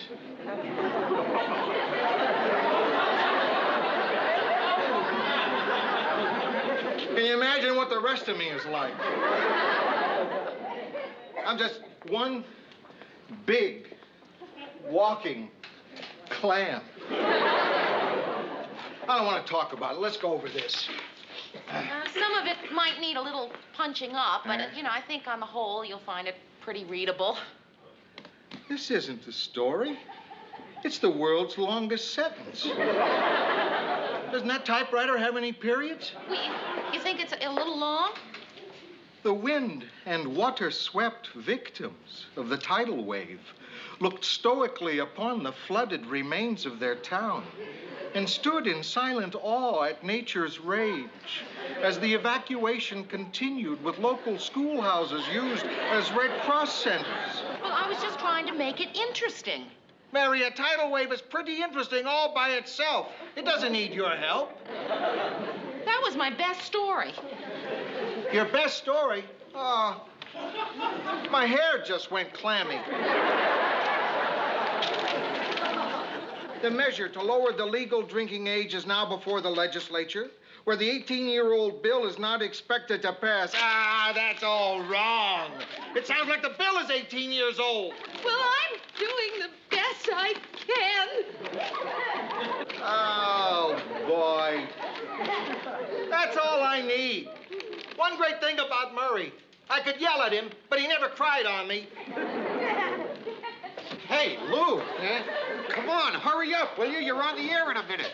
Hey, Herb, why don't you do the news for me? No chance, Lou. I'm already doing 4 shows.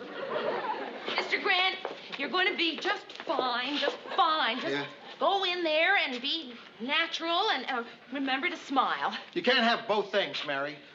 Look, I'll have that legislature story for you before the end of the show. I'll never make it to the end of the show. Mr. Grant, your news. Oh.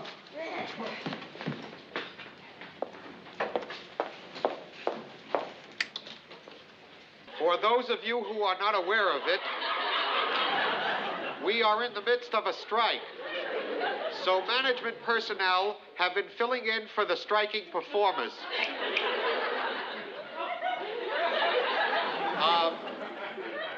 Now for the 6 o'clock news. Substituting for Ted Baxter, Lou Grant.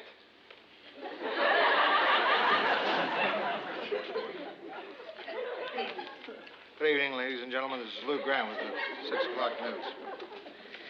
The news headlines tonight. Lawmakers in St. Paul tonight oppose a long debated tax bill. Majority Leader Kenneth Olson says that he has a necessary vote. Carry the most comprehensive tax reform. 40 years. Meanwhile, Governor.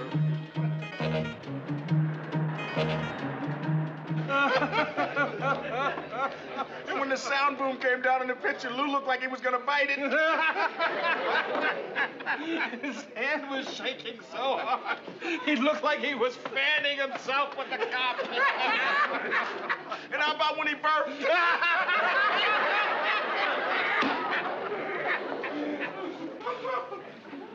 Two scotches, Harry. Mary, you want anything?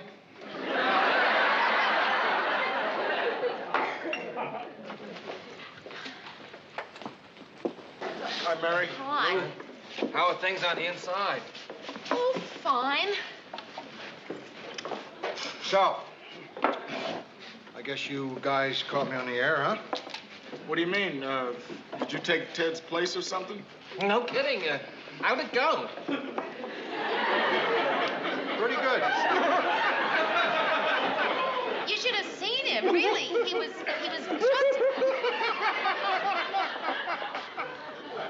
Mr. Grant, they're not laughing at you. They're laughing at the situation.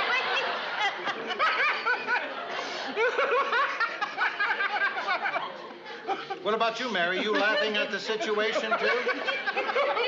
We're not laughing at you, Mr. Grant. We are laughing, With me.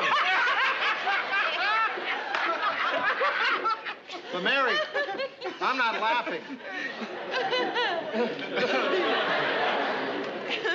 Well, I've got to do it all over again tomorrow night.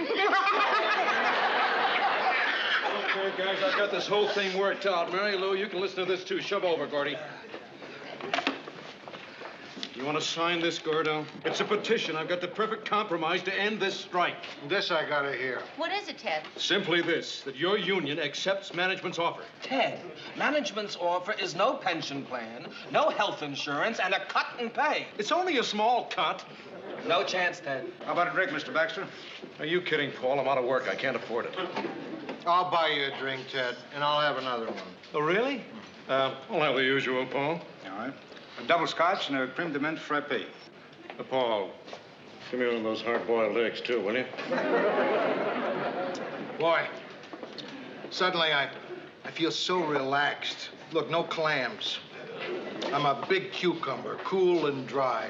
I sure wish I could do the news now. I saw you do the news, Lou. You were terrible. I know. That's because I made a mistake. What's that, Lou? I started drinking after the show.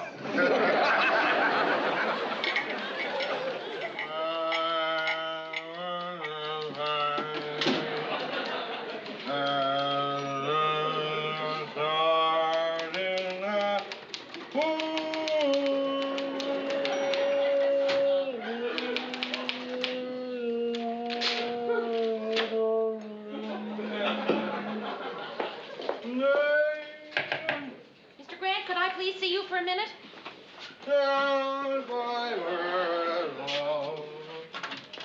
Who is it? It's Mary.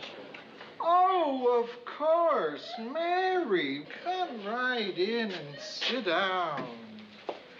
Uh-huh. Now, what is it you want, Mary?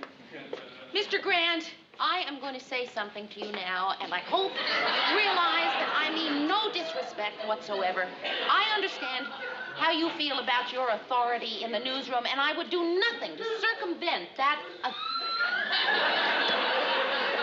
Mr. Grant!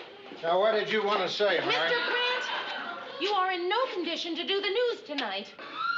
No. I was in no condition to do the news last night. But tonight, I'm beautiful. I think you're a little too beautiful to go on. Thank you. Mr. Grant, what I mean is I can't let you. Can't let me what? Go on. Huh? Due to the fact that you are not in possession of your faculties, I am taking charge of the newsroom. As long as you're in charge, would you help me on with my coat? Mr. Grant. Thank you. Look, Mr. Grant, you can a job. I am very sorry, but I cannot let you pass.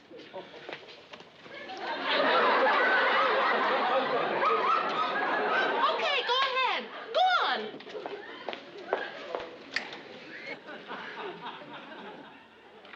Good evening, ladies and gentlemen. This is Lou Grant with the 6 o'clock news. Quints were born in Caracas, Venezuela. New tariff talks in Geneva, and a new highway for the Twin Cities. Mrs. Estelle Arandiera, 10th month, is expected to go to jury sometime next week. I'll be back with a wrap-up of the late news headlines and the weather for the Twin Cities after this message. Blast is my secret. How am I doing? Oh, Mr. Grant, just great. Oh, you're so cool and professional. Thank you. Where are you going? I'm going in to get a little more professional. Well, listen, Mr. Grant, I'll fix you a cup of coffee. How about that? Mr. Grant, you know, you've only got about 30 seconds. I tell all my neighbors. Mr. Grant, you better hurry up. Mr. Grant, you want to wake up? This is Herb Bernstein, substituting for Lou Grant, substituting for Ted Baxter, and the news. The news isn't too bad tonight. Drink it, Mr. Grant. It'll make you feel better. Lou, Mary, have you heard the news? The strike is over. Oh, that's terrific, Mr. Grant. Did you hear I that? heard. Boy, I feel so good, I think I'll celebrate. Harry, drinks for everyone on me. Oh, wow. Isn't that terrific? I can't believe it. Harry got it. Oh, hey, congratulations. Harry! Harry! Harry! Harry, forget what I said. Harry! Harry!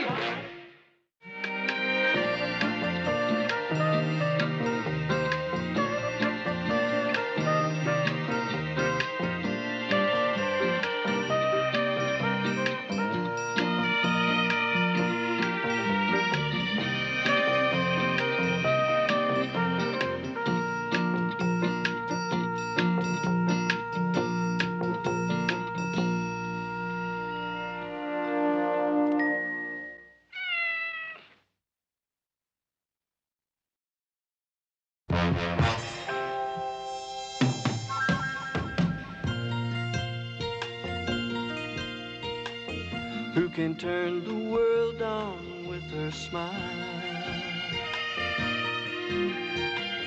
Who can take a nothing day and suddenly make it all seem worthwhile? Well, it's you, girl, and you should know it. With each glance and every little movement you show it. Love is all around, no need to waste it. You can never tell, why don't you take it? You're gonna make it after all. You're gonna make it after all.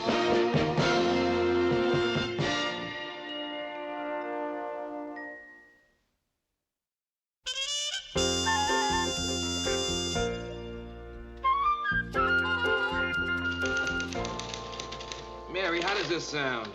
Memo to Ted Baxter from Murray Slaughter regarding last night's show. Dear Ted, when you finish with one page of the script, please turn it over. This handy hint will prevent the recurrence of last night's embarrassment when you read the same page twice. What do you think? I think you really earned your paycheck this week. Mary.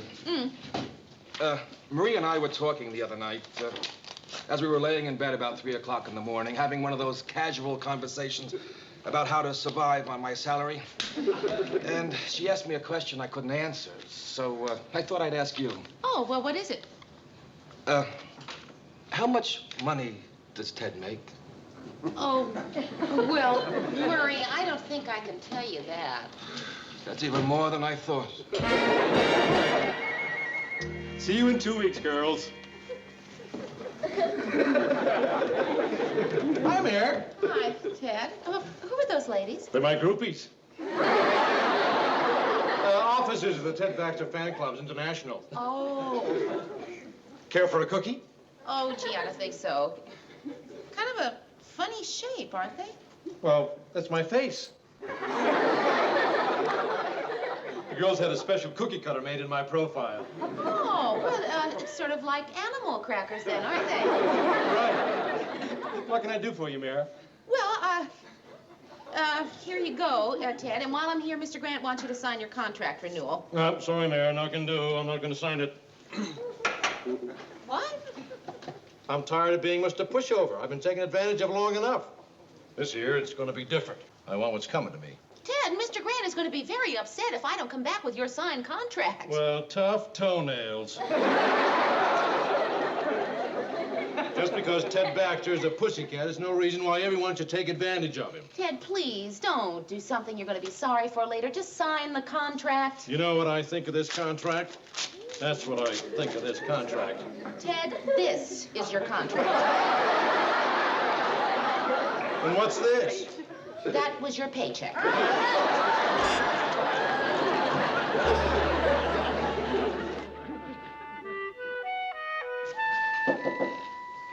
Come in.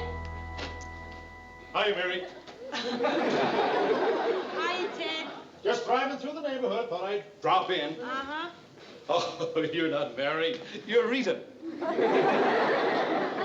Ted, I'm not Rita. I'm Rhoda. Oh, of course. I'm always getting you and Rita confused. You look so much alike. I bet a lot of people do that. Mary! Ted. Hi, Mary. What are you doing here? Well, just driving through the neighborhood. I thought I'd drop in. I'm a little concerned about the way my contract negotiations are going. What negotiations? Mr. Grant won't talk about it. Well, that's what I'm concerned about. Mary, look, you're on the inside. What do you think is the top figure I can get? Ted, I think you're getting it. Well, that gives me a rough idea. Look, I was thinking maybe you could use your influence with Lou and help me get a raise. Ted, I really don't think I can do that. Oh, sure you can. Lou respects your opinion. I bet if you told him you thought I should get more money, why he'd do it. I know he would. Ted, are you bribing me? I know. Does that look like a bribe, Rhoda? Maybe in Minneapolis, not in New York. Dad, I can't take this money. Nonsense. It's a gift. Ted! No, just think of it as a small token of my appreciation for all the things you've done in the past. And for what you may do in the future. Ted, I cannot There take is this just money. a gift, just between friends. Just my way of saying, Thanks a lot, kiddo. You're a great little gal. Forgot my coat. Ted, I am not going to talk to Mr. Grant. Oh.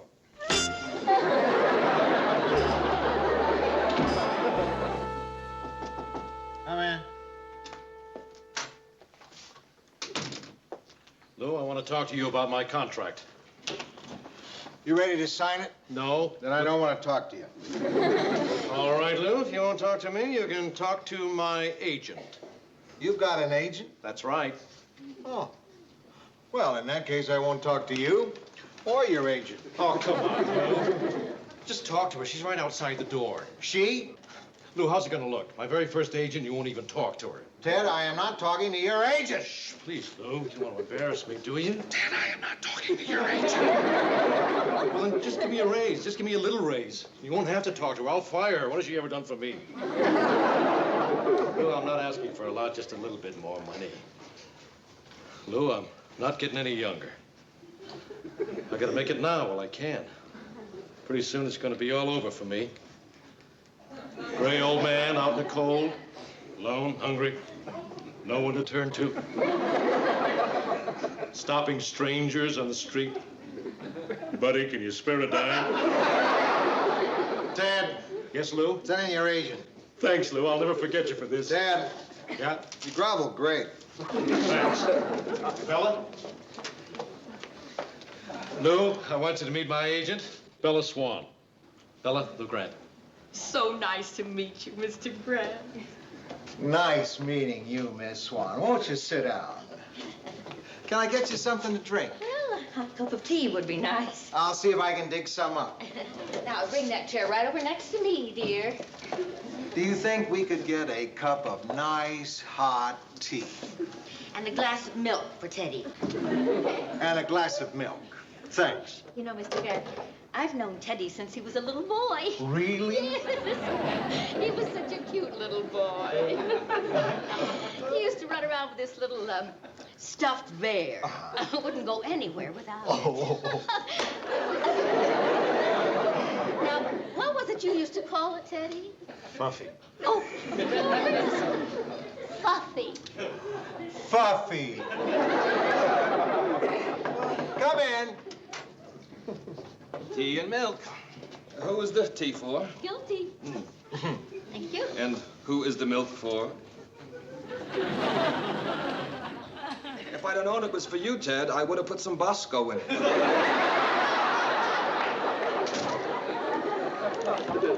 Now, Miss Swan, I think you should know that I do not intend to give Ted any more money. Oh, we don't want any more money, Mr. Grant. We want our freedom. You do? We do. Excuse me, Lou. I want to have a little conference with my agent. Oh. All right, now, don't worry, Teddy. Just finish drinking your milk. Now, Mr. Grant, I've gone over Teddy's contract, and I find there's a clause in it that says he's not free to do other kinds of work. Such as? Oh, well, motion pictures, Broadway, things like that. Oh, that clause. Now, all we're asking is that clause be stricken from the contract. Ted's gonna get a raise. I know he's gonna get a raise. Murray, Ted is not going to get a raise. Mr. Grant isn't about... Thanks a lot, Lou. I sure do appreciate it. I knew it. He got it. I knew it. Nice doing business with you, Mr. Grant. Same here, Miss Swan. Bella. Bella. He got a raise. I knew he'd get a raise. He didn't get a raise. Didn't? You see? Well, then what did he get? All I agreed to was a non-exclusive contract so that Ted could do movies, Broadway, things like that. Ted? Movies? Broadway? That's all you agreed to. Yeah. Who would want Ted to do movies? Broadway?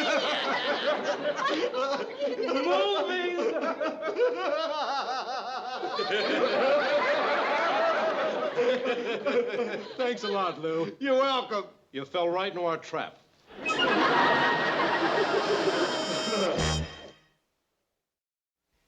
for the love of mud, where am I sleeping, on a racetrack? Come on, let's have it. Who are you? Where'd you come from? Don't rush me, brother. Ma'am? I'm Pollyanna, the glad girl. Oh, you're watching TV. I'm sorry. No, wait, no, I've seen this part 3 times. The part that keeps getting interrupted comes later. Very good. Because I've got some exciting news. Mary, can I turn down the volume? Yeah, sure. I'll leave the pictures so you'll see. Listen, you know the big corner window down at the store that they decorate every Christmas? Yeah. Today they gave it to me. Well, congratulations, I guess. It's a lot of responsibility, kid, and hard work.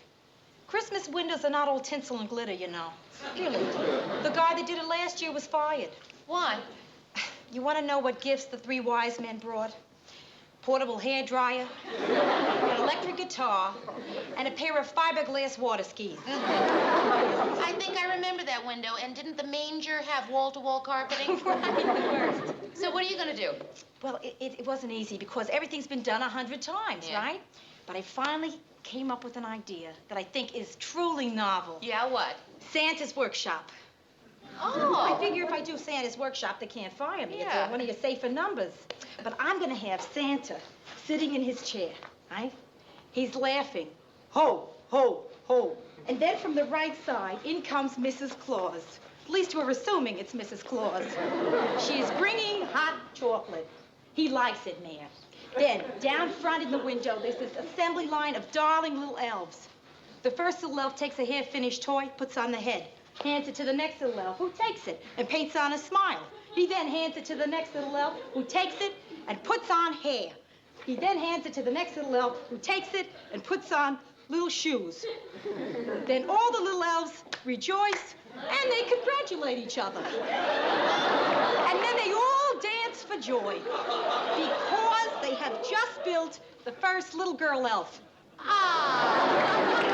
Rhoda, that's marvelous. That's really really gonna be sensational. think Oh, so? here comes the part of the movie I've been wanting to Okay, see. kid, listen, if you really like it, Mayor, I'm gonna go upstairs and, make some rough sketches. You should. Yeah.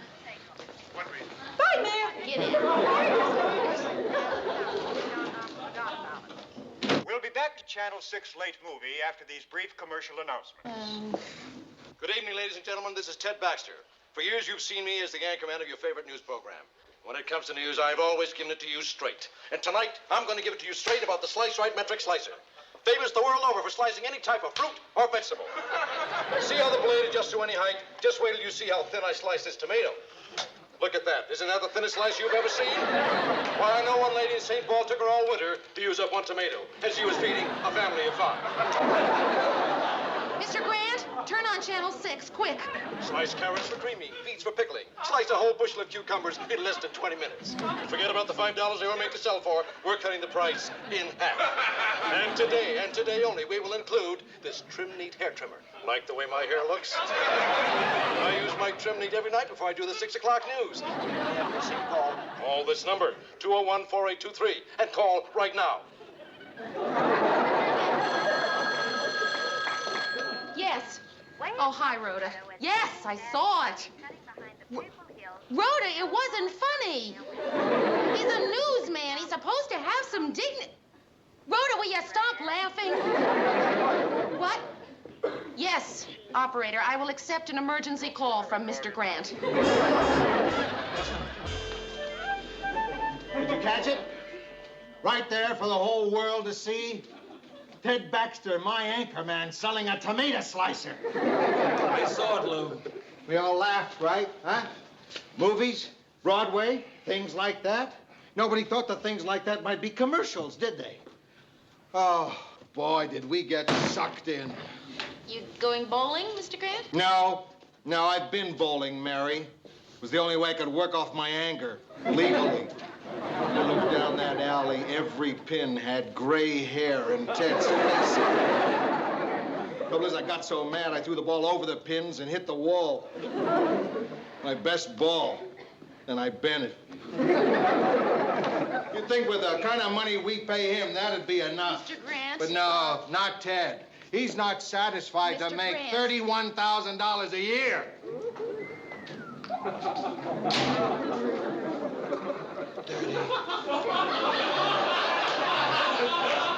Murray? $31,000. What difference does $31,000.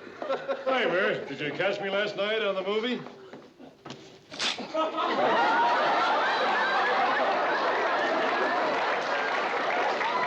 Did you see what he just did?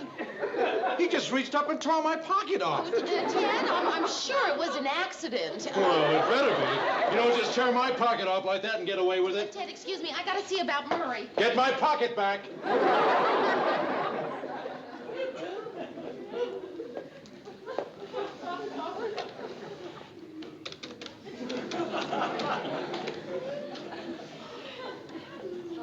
Bella? Teddy. Yes, I thought that slicer thing went pretty well myself. Got anything else lined up for me? Oh, a dog food commercial, eh? Or they want me to be their spokesman or something? Oh, well, I guess I can do that.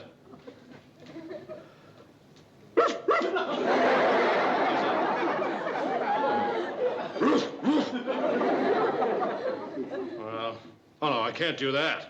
I've got my dignity to think about. After all, I am an anchor man. Tell them I'll bark, but I won't pant.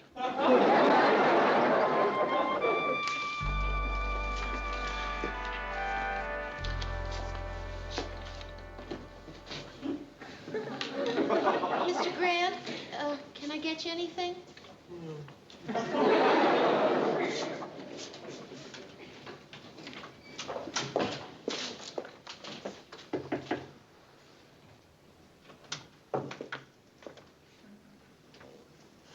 Mr. Grant, what is it? What's wrong? Oh. Ted Baxter's finally got me. I've gone over his contract. a dozen times. There's nothing I can do to stop him. First, it was that tomato slicer. Then it was that commercial for that woman's product. I didn't even know what it was. I had to ask my wife what they used it for. She wasn't sure.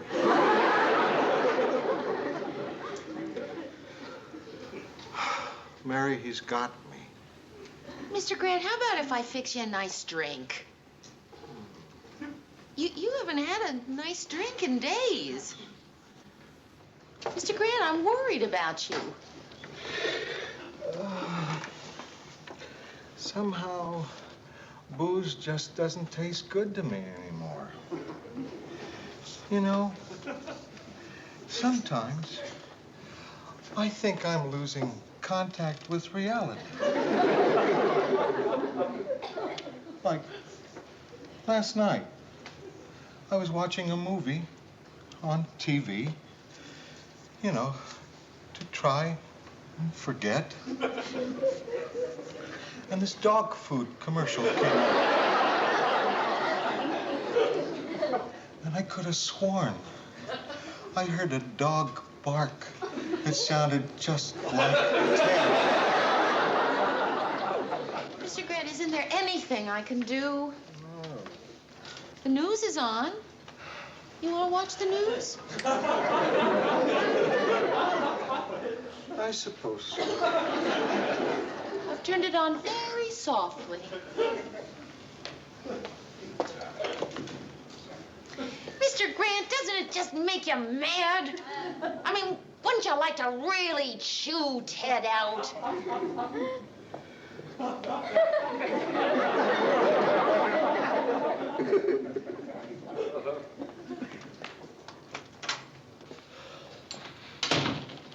Oh, Mr. Grant has got to snap out of it.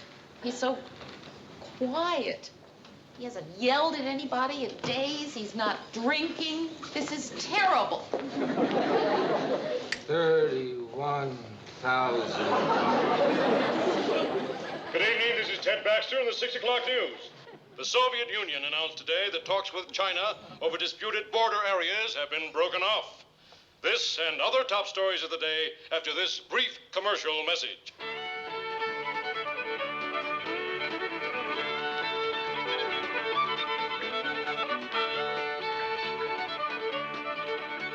Howdy. This is Farmer Ted coming to you on behalf of Ma and Pa's Country Pork Sausage. Farmer Ted? Oh, no, not on our show. Ooh-wee. They're good. Murray, why didn't we check the film commercials before they went on the air? Down-home blend of herbs and spices for a lip-smacking, finger-licking treat. Remember, Ma and Pa's Country Pork Sausage, the sausage that lets you make a pig of yourself. Yes, sir,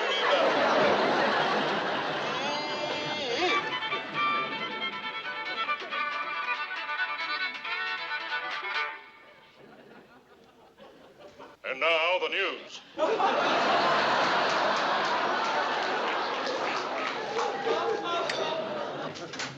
Mary, when Farmer Ted finishes the news, tell him to mosey his keister into my office. And bring me some ice. Bring me some ice. Murray, he's back.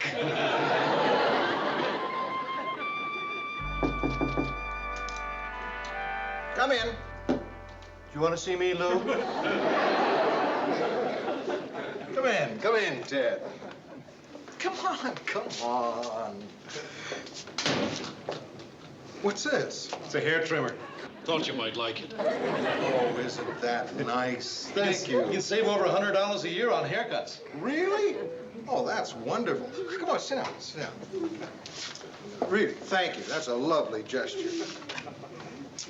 Ted, I'm going to give it to you straight. You're giving up those commercials. No, I'm not. Maybe I didn't make myself clear. I'm ordering you to give up those commercials. You can't do that, Lou. My new contract is non-exclusive. I know. I know, but that's the way it's going to be.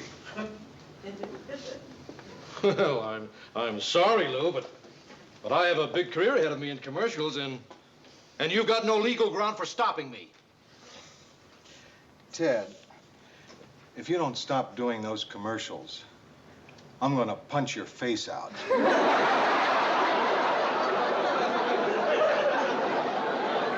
What? I said I'll punch your face out. You can't do that. Why not? Well, it's against the law. I'll have you arrested. Be too late. Your face will be gone. It's going to be pretty hard finding work with a broken face, Ted. You're not serious. Are you? You are serious. You can run, Ted, but you can't hide. I know where you live. I know where you eat. I know where you do your laundry. And wherever you go, I'll be waiting for you. You're bluffing. I have a terrible temper, Ted. You want to see what I did to a bowling ball? No. But I don't want you to think I'm not a reasonable man. How much do you figure to make doing those commercials? Fella said maybe 30, 40,000 a year. Mm-hmm. I'll give you a raise. $25 a week. $25 a week, or I punch your face out. sounds reasonable. I'll take it. Good. Lou, I'm taking my hair trimmer back.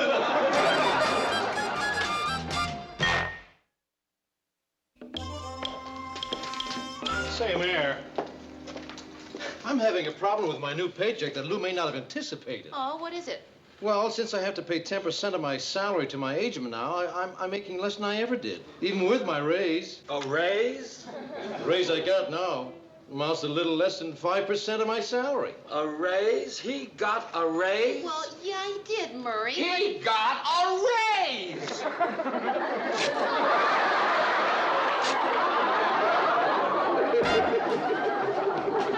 Now, that time was no accident.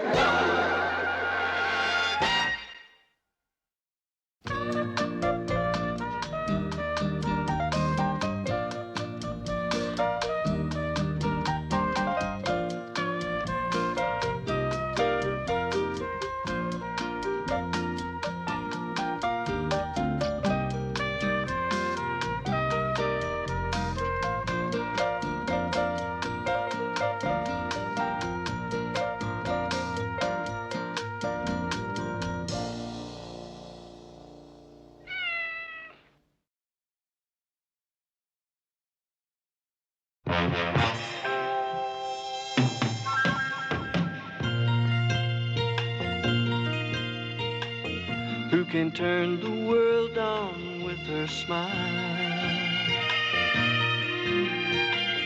Who can take a nothing day and suddenly make it all seem worthwhile? Well, it's you, girl, and you should know it. With each glance and every little movement you show it. Love is all around, no need to waste it. You can have the town, why don't you take it? You're gonna make it after all. You're gonna make it after all.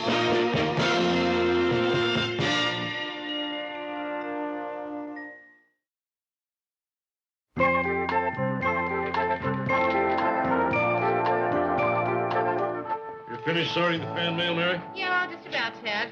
Oh, here's another one for you from the Salvation Army. Oh, how much you asking them for, Ted? Oh, I see Murray's got a flower just like Mary's. Yeah, my daughter gave it to me. Hey, it smells just like summer when I was a kid. It's plastic, Ted. I know, it smells just like my old beach ball. Did you know that Ted suggested that because of the gas shortage that we start a carpool? No, that's not a bad idea. Well, We'd need 2 cars. You, Gordy, Lou, and I would go in one. Ted would go in the other. Oh, here's a letter for you, Murr. For me? Well, I never get any mail. How can it be for me? I don't know. Well, it can't be for me. How can it be for me? Dear Murray Slaughter. I still say it's not for me. I've never written a letter like this before. Oh, Murr, you got a fan letter. It can't be for me. Well, there's a lot of us out here who realize that Ted Baxter only reads the words, but that somebody with a rare point of view is actually writing them. It's not for me. However, we know it takes a twisted, perverted, pinko rat like you to write it. It's for me. Mr. Grant, don't forget you have that meeting with Mr. Finch at 1 o'clock. Right. Well, it's 1 o'clock now.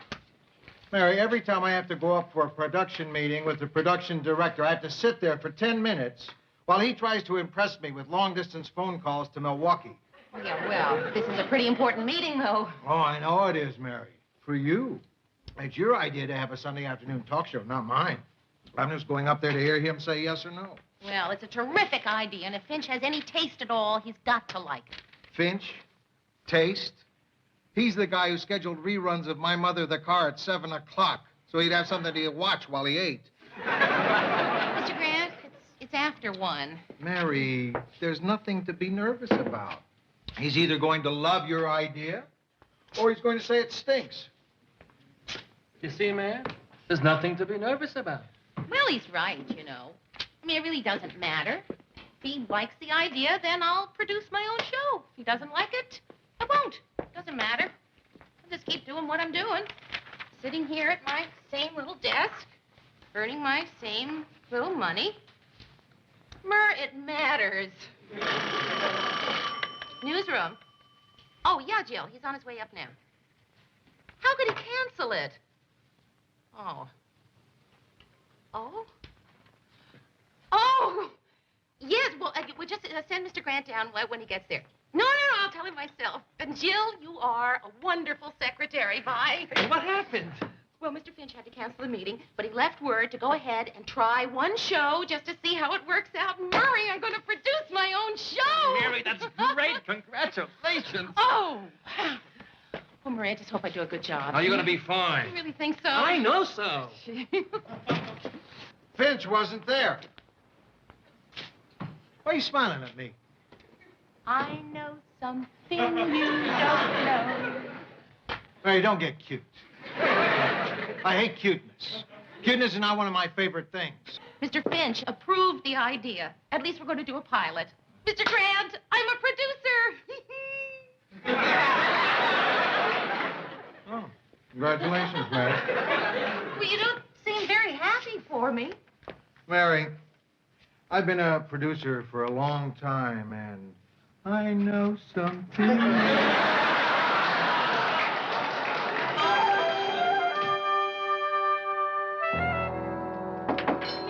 Yeah, come on in. Ah, boy, it's nice and warm in here. You know, they lowered the temperature at the store again today. It was so cold, Mayor. A guy sprained his back testing a frozen waterbed. Hey, listen, I got some great news today. What? Rhoda, the program director, wants to do my show. What show? Remember that Sunday afternoon talk show idea I came up with?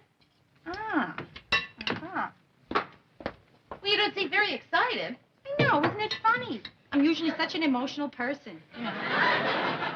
Can you imagine this? I'm not excited over this news. Rhoda, what's wrong? Nothing.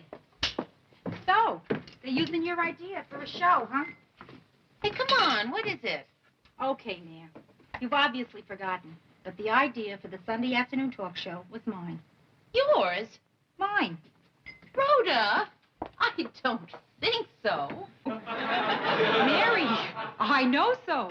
Come on, Rhoda, I remember exactly how it came up. Remember it was that Sunday afternoon, you and I were sitting around wondering what we were going to do, and I said something like, gee, I wish there were a way to find out what's going on in this city. And I suppose you don't remember how I then said something like, why don't you do a show about it? It could be an hour on Sunday afternoons from various locations. You could do celebrity interviews and features on what's happening around the Twin Cities, art exhibits, restaurant tips, that sort of thing. Well, Rhoda, I can't be expected to remember everything. I mean, my mind is not a tape recorder. Or maybe it is, and you accidentally erased that part of the tape. Oh,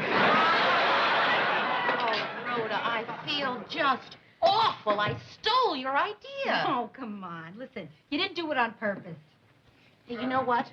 We could work on the show together. It's just one show. You could help me nights and on weekends. You mean it? Yeah. Gee, I don't know. That could be very exciting. It could. I mean, and you're creative. That's the main thing. Oh, Mary, what do I know about television? I mean, I'm a window dresser. Oh, Rhoda. Maybe. I don't Come know. on, you gotta have some ideas about what you'd like to see on television. Yeah, I do. Just once, I would love to see the man from Glad stuff Mrs. Olson into a giant baggie.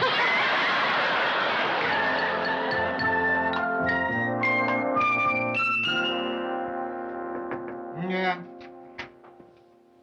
Mr. Grant, could I talk to you for just a minute? Mm-hmm.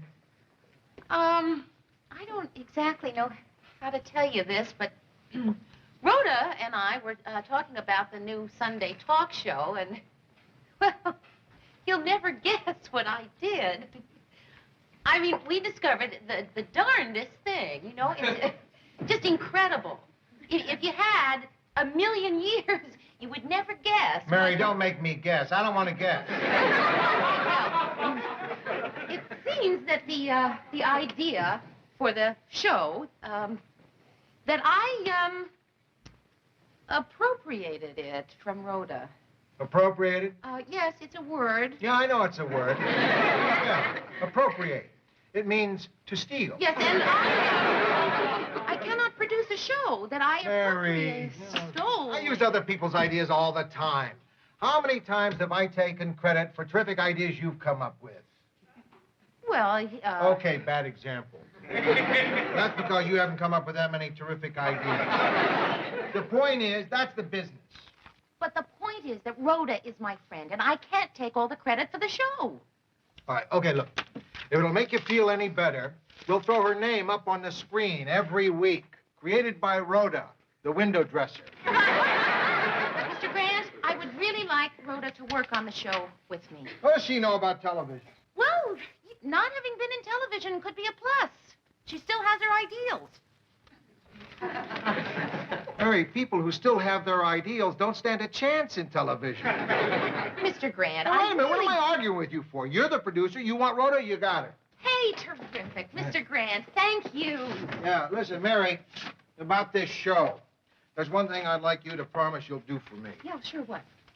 Don't mention it to me again.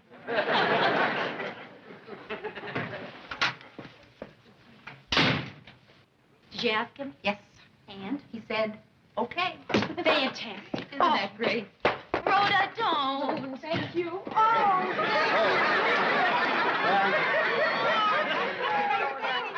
I think that's just thank you, Lou Grant, for being really terrific. Yeah. And when you hear the ideas I have for this show, Yeah. Tell her. first of all, the host. Oh, they gotta be really good. Rhoda, you gotta have a strong... Tell her. Hey,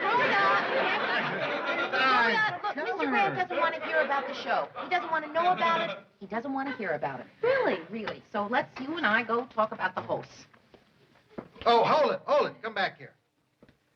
Before I never want to hear about it again, there's one thing I forgot to tell you. Finch wants Ted and Sue Ann Nivens as the hosts. What? You mean Ted and the Happy Homemaker? Oh, no, Mr. Grant, why? Oh, because we've got them. They're under contract. Oh, we gotta have other people under contract, too. Oh, sure. You want to use Chuckles the Clown and Uncle Oompa the Polka Prince? Welcome to television, Rhoda.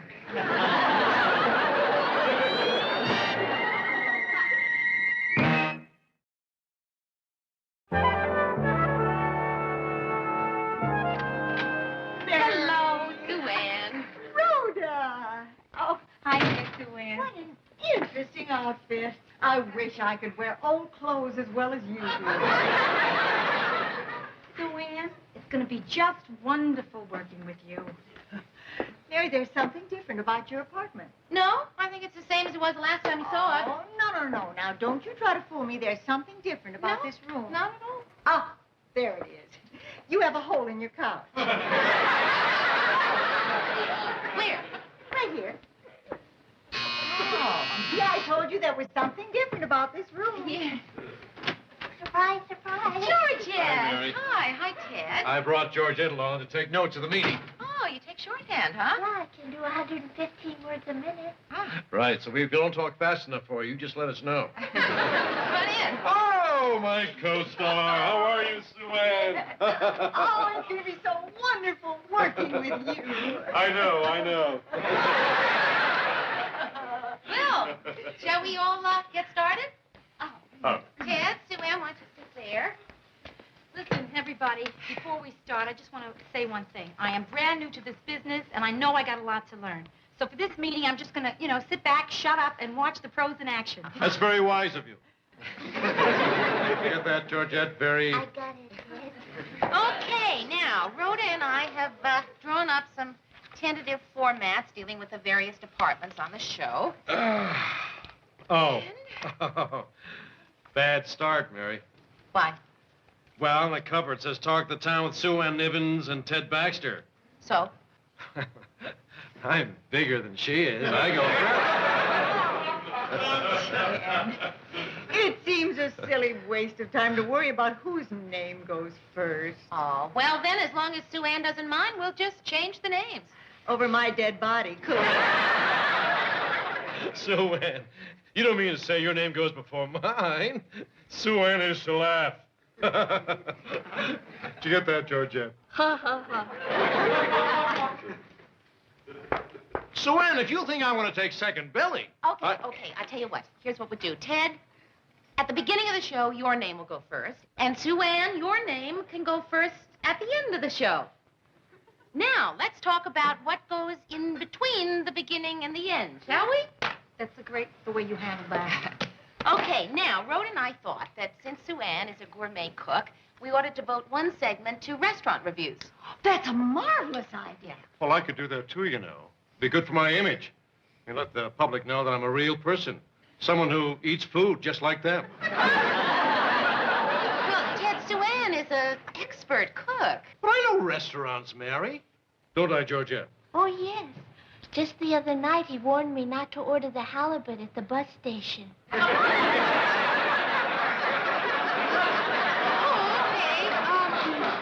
Ted, then you both do the restaurant reviews. Now, about the opening of the show. Oh, hold it, Mary. I had some thoughts about that myself. I thought we could open a show by doing some biographical sketches on me and Sue Ann. Biographical sketches? Well, yeah, tell the Ted Baxter story.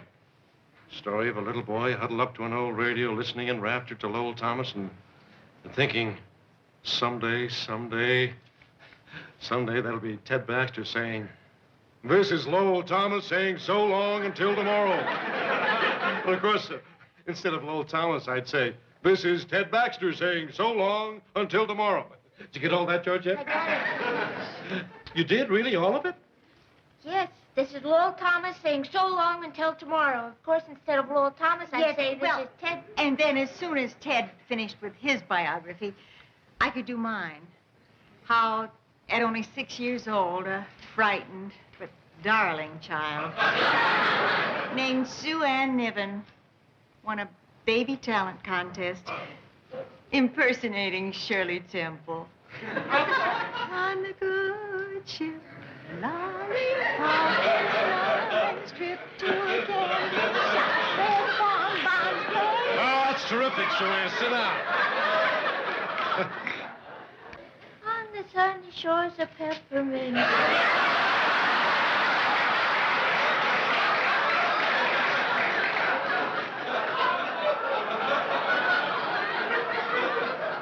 Now, listen, everybody, I know I promised before that I wasn't going to say anything, but I think that at this point, right here, I have something terrific to contribute. And that is, I hope you'll understand, that idea about the biographical sketches, really dumb. What did you say? That idea about the biographical sketch is really dumb. I know what she said, Georgia. Rather a strong word, isn't it? Well, I think what Rhoda means... I don't care what Rhoda means, Mary. Come on, Georgette. We're walking. Just a second, Ted. Come on, Georgette. We're walking. Thank you for a lovely time, Mary. Ted, you can't just Ted, walk I'm out. going with you. You know, first meetings like this often get off to a rocky start. But, I think by Monday, when we have our production meeting, that we'll have a better idea of the direction that our show will be taking. Don't you? Come in. Mr. Grant, I have to talk to you about a problem with the Sunday show. Mary, I told you I don't want to have anything to do with that show. Mr. Grant, will you please just listen to me? I mean, it isn't every day that I walk in here and give you an ultimatum. You're going to give me an ultimatum? Yes, an ultimatum. Kind of. Mr. Grant, either Sue Ann and Ted go, or Rhoda and I go. Wow. I guess if it comes down to a choice between two bright and energetic people like you and Rhoda, or a couple of meatballs like Ted and Sue Ann, I'd have to go with them. Why? Because Finch wants them, and that's it. So, you gonna quit? No. Good. Mary, let me give you a piece of advice. The one thing you as a producer cannot do is to let Ted and Sue Ann think you're afraid of them. If they smell fear, you're a goner. They go right for your eyes. Look, have you tried being brutal? Oh, Mr. Grant, I'm not the brutal type. Well, sometimes when I want to frighten Ted, I give him a look like this. See? Really scares him. Maybe you could try that. No, Mr. Grant, it won't work for me. It works for you because there's something about you that scares people. Thank you.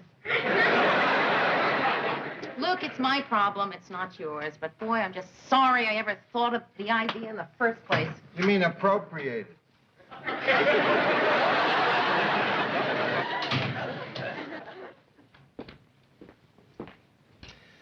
The look on your face, I'd say that Ted and Sue Ann are still in. Yeah. And you and Rhoda are out. Huh? No. We're still in. Mary, can I give you a little advice on how to handle Ted and Sue Ann? Yes, please. Anything. Flatter them. Butter them up. With people like that, you've got to do that sometimes to get what you want. No, Murray, that's not me. I'd rather lose the show than butter those two up. Mary? All right. Oh, yes. Let's not beat around the bush. Let's get right to the point. Tell us, Sue Ann. Mary, we want Rhoda off the show. Off the show? I've been reading some of the notes Georgette took at the meeting, Mayor. You know the word dumb was used 5 times? No, I don't like that word, Mayor. Some people don't like the color green. I don't like the word dumb. I don't know what it is about that word that rubs me the wrong way. I just don't like it. It must be the same reason I don't like the word bald.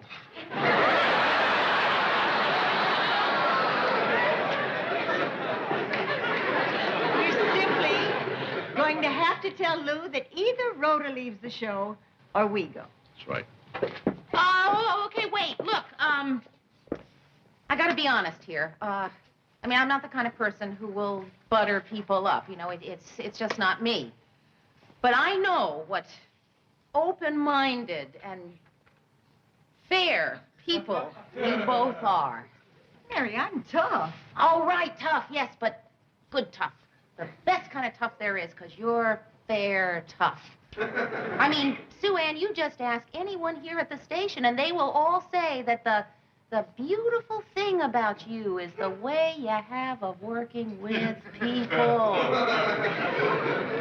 Do they? Oh, they don't. They do, Sue Ann. I'm kind of tough, too, you know. But every time I mention your name, the one thing that Rhoda always says about you is, besides, of course, how really talented you are, is how patient and tolerant you are of the people who work under you. Well, I look at it this way. You gotta be nice to the people you meet on the way up before they do it to you.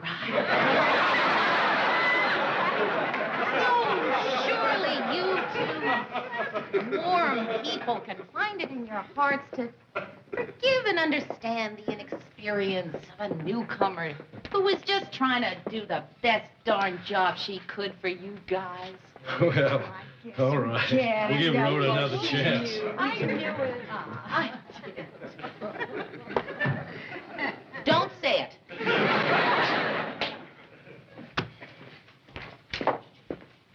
Mary, you know, I heard that whole thing with Ted and Sue Ann. Let me tell you something. I've been a producer for many years. And believe me, I've had to do a lot of things that I never wanted to do either. But Mary, I've never sunk as low as that.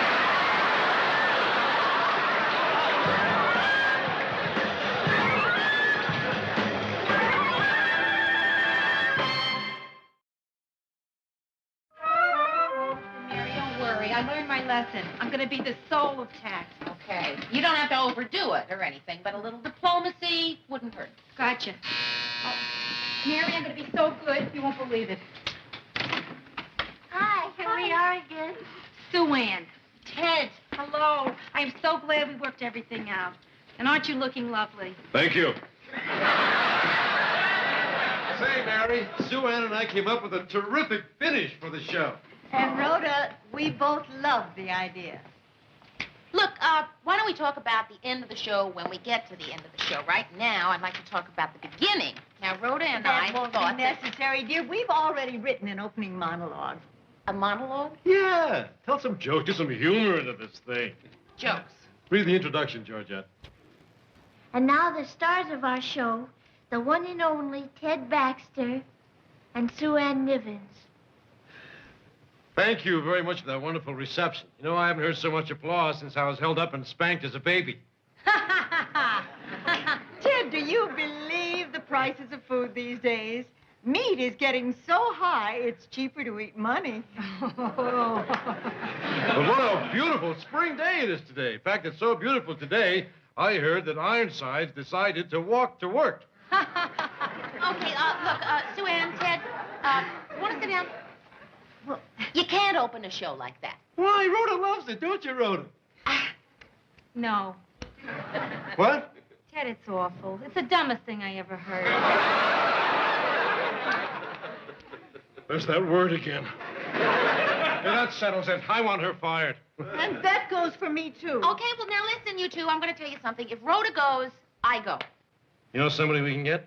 Of course. How hard can it be to find a producer? Right. You know, you and I could do this thing ourselves. Hey, that's a good idea. Who needs producers anyway? That's not that much of a job to find. Boy, are they gonna bomb.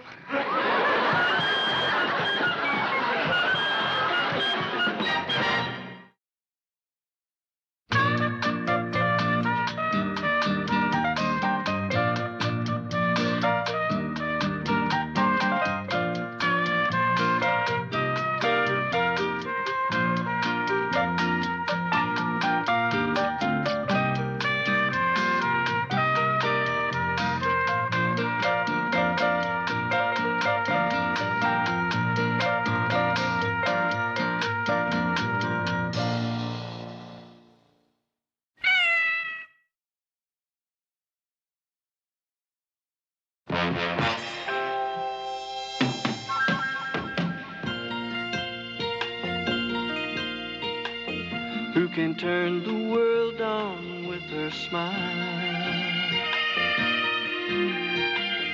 Who can take a nothing day and suddenly make it all seem worthwhile? Well, it's you, girl, and you should know it. With each glance and every little movement you show it. Love is all around, no need to waste it. You can never tell, why don't you take it? You're gonna make it after all. You're gonna make it after all.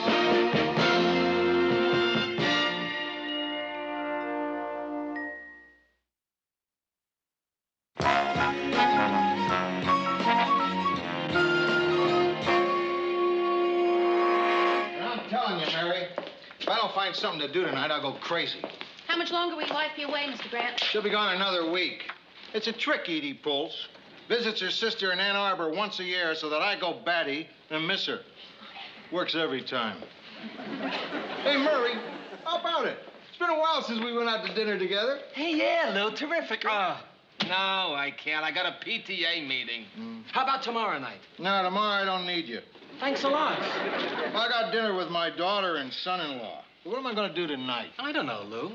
How quick can you join computer dating? Mr. Grant, Rhoda and I are going to go to dinner and a movie. If you'd care to come along, we're going to see the new Fellini film. Fellini?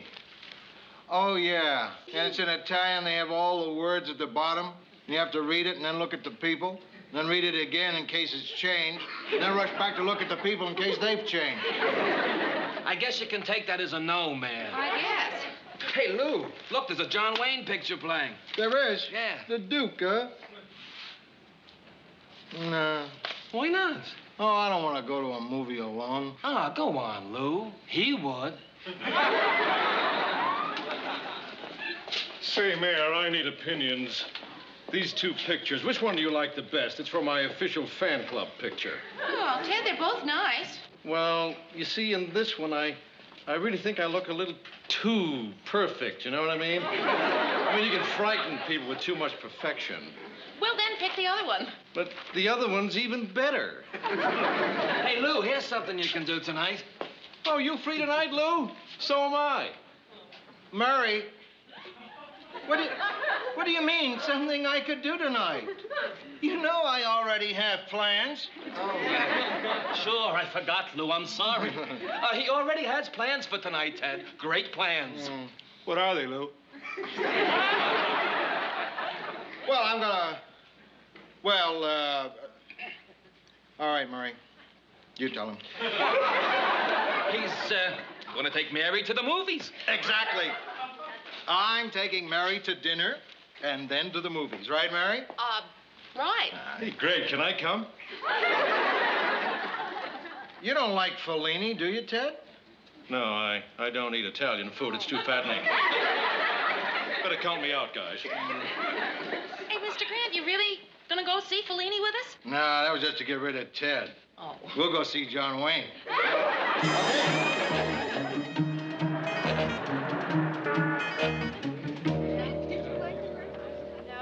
Mary, I'm gonna go back and get some candy. So will you save me a seat? Rhoda, you're gonna get candy after that huge meal we just ate? Sure.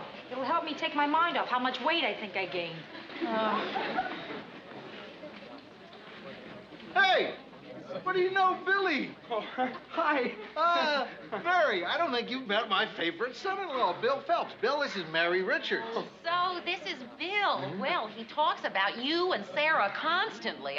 Bill and Sarah, Bill and Sarah. Oh, I'm Mr. Grant's associate producer. I mean, I wouldn't want you to think, that we were... not that you would, but... we just went to a business dinner, and now we're going to see a business movie. Mary. Hey, listen, Billy, there's someone with us, but there'll be enough seats. Mary, you and Rhoda go on in there. So, William, I'm really looking forward to that dinner tomorrow. Where's Sarah? The ladies... Oh, no, she's... Sarah? Huh? Oh, she's... Sarah. Yeah. She's home. Home? How come? Well, she doesn't like John Wayne. My Sarah? I brought her up better than that. Oh, that's right. Well, she's not here because I'm working late tonight. Uh-huh. Well, I gotta go now. You're gonna love the movie. I'll see. Wait, isn't this the first show? Oh, yeah. Excuse me. Excuse me. I'm up. How much more up can I get? You're sitting in my seat. No, I'm not. Lou, you are. I'm afraid you are. Oh. Mr. Grant, here, you come and sit next to me, right here. I got the candy. He said anything not licorice, right? Oh, licorice, right. Oh, this is Patty. I can't remember your... Woods, with 2 O's. Oh. We just met. In here. You just met in here. Oh, no, not in here. Out there, in the world. We've been kind of smiling at each other for over a year, but we just made it official today. And, Patty, this is Lou Grant, my wonderful guy. Oh. And, this is Mary Richards. How do you, do? Hi, y'all. Candy, anyone?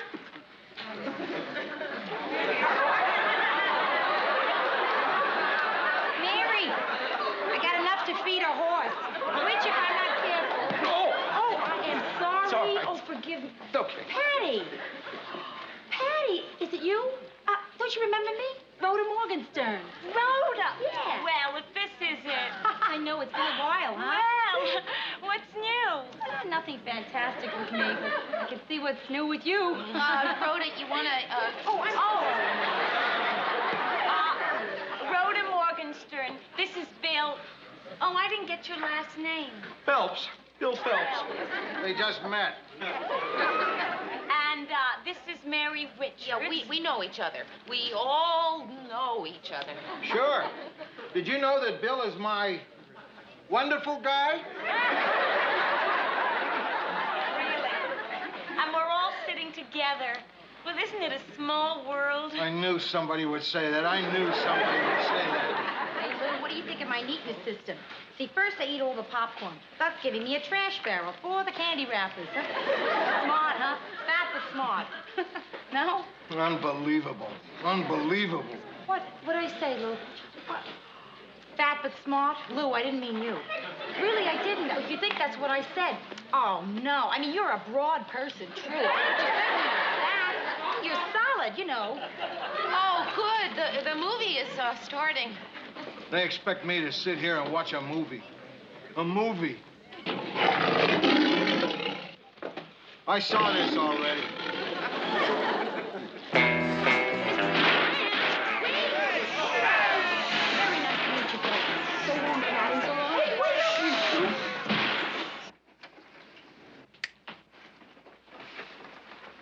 Oh, no, not again. I've been leaving little trails of popcorn all the way home from the ring.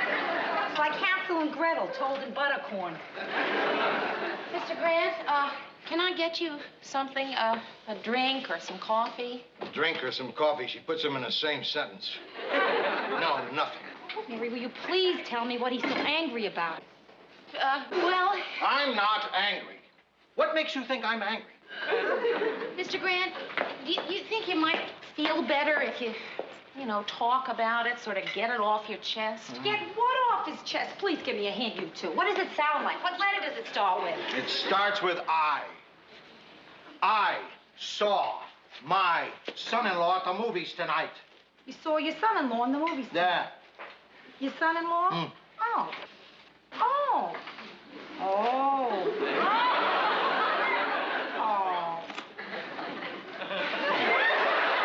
Mr. Grant, maybe the whole thing was perfectly innocent. You think so? Well, I mean, look, you and I were there, right? I mean, maybe they work together like we do. I don't think so. Well, why not? He owns a gas station. Wait a second. You know that girl. You can tell me. What's she like? Well, see... Forget it. I don't want to know. Well, Lou... I said I don't want to know. Lou, please. What I'm trying to say is I don't know anything about her. Oh. Is there anybody you could ask? See, the thing is, it was a long time ago. You know, I mean, it was 7 years ago. I knew her slightly. We were in the same ceramics class together. Aha, ceramics. What? I don't know. Mary, I gotta call Edie. Can I use your phone? Well, Mr. Grant, do you think you should? Since she went to Ann Arbor, I've called her every night. If I don't call her tonight and act like nothing happened, she'll worry. She'll start to think that maybe I saw our son-in-law in a movie with a girl.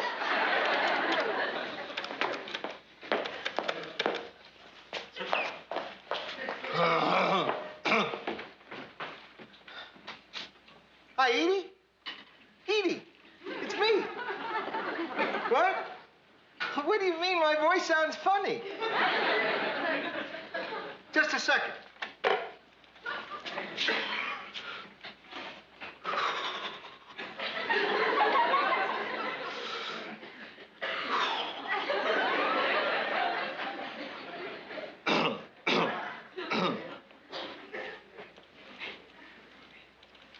this any better? No, I haven't touched a drop.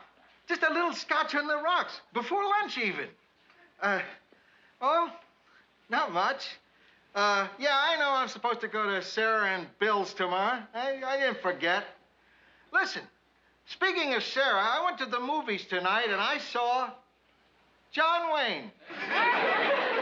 Oh, you know, it was about John Wayne. And he hit a bunch of guys and they rolled around a lot in the mud and he rode out. Yeah, it was good. Listen, Edie, I gotta go. Take care of yourself. Don't worry. It'll turn out all right. It's always darkest before the dawn. Goodbye, Edie.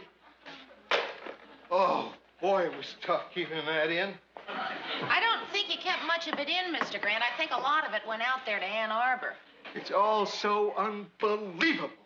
You know, Mr. Grant, I still think you'd feel better if you'd stop trying to control yourself and just let it all out. Yeah, Lou. You gotta let it all out. I can't. I'm too upset. No, Mr. Grant, it's okay. Really, go ahead. I haven't been this mad at anybody since 1944. Yeah, 1944. That was the last time I let it all out. Did anything much happen? Huh? Oh, I captured a town in Germany. Okay.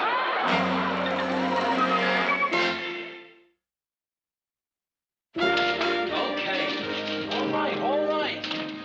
I'm telling you, this is the worst he's ever been.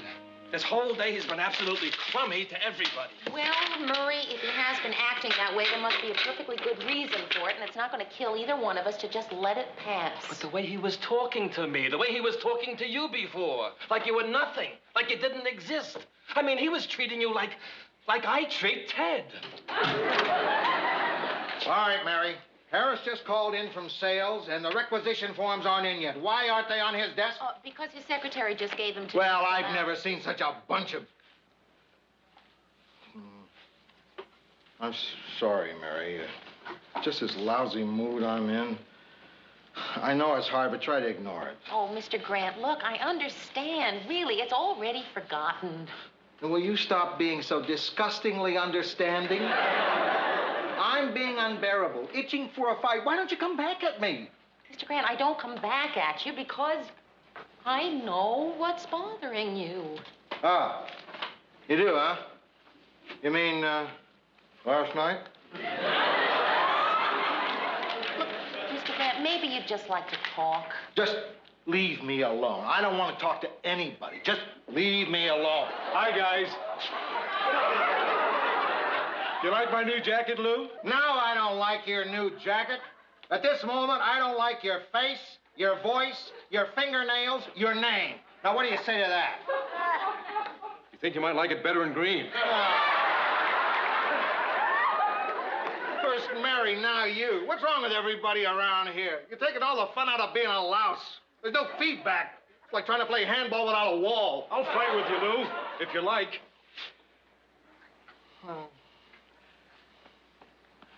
Maybe some other time. Just say the word, Lou. Mary, I want to talk to you. Me?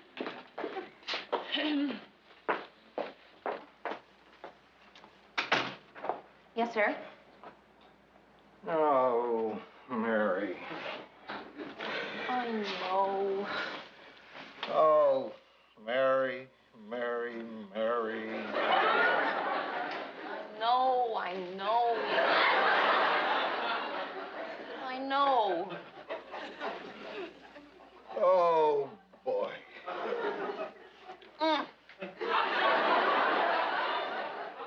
Brother.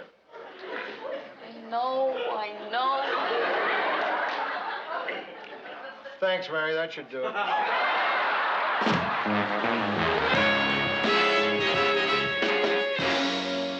So, finally, Mr. Grant had me call his daughter and cancel their dinner for tonight. Figures. He said he just couldn't make chit-chat with Bill, knowing. You know something, Rhoda? Maybe the whole thing is a misunderstanding. You know what? I mean, there could be a logical reason why a married man is seeing another woman. That's the whole point, Mayor. There is a logical reason. Not necessarily. I mean, Rhoda, look, they were in a theater in the middle of town, right out there, open and above board where everybody could see them. Mary, that's what has me convinced. What do you mean? Look, kid, the usual place for a couple like that to go is someplace dark and cornerish, right? Then the guy thinks, wait a minute, if I take her someplace open and above board, people will say, look, it's open and above board. So, Mary, anytime you see a couple in a place that's open and above board, you gotta be sure that it's closed and below board. That is the... Where do you get ideas like that? Helen Gurley Brown.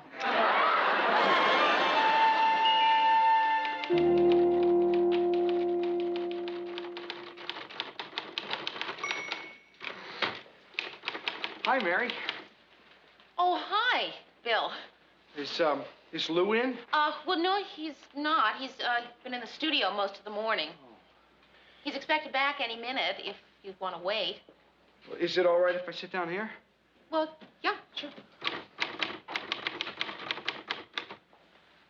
So, what have you been up to?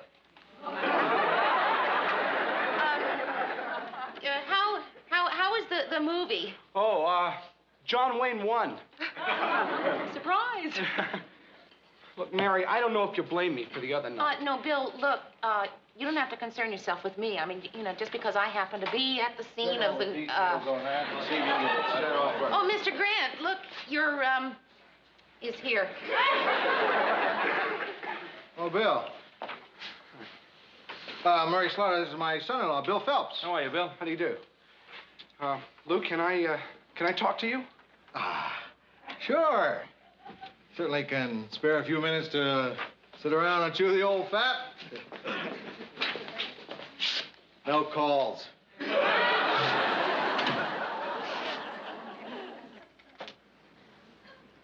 Sit down, sit down.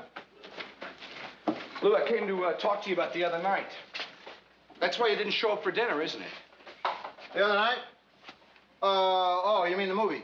Come on, Lou, it happened. You saw me with another girl. Come on, we gotta do this. You saw me with Patty, Woods. Right. Lou, I want to explain. I knew there was an explanation. Oh, Billy, I'm so glad. I was hoping there was, and Mary said there probably was. Oh, Billy, what is it? I was planning to have an affair with her.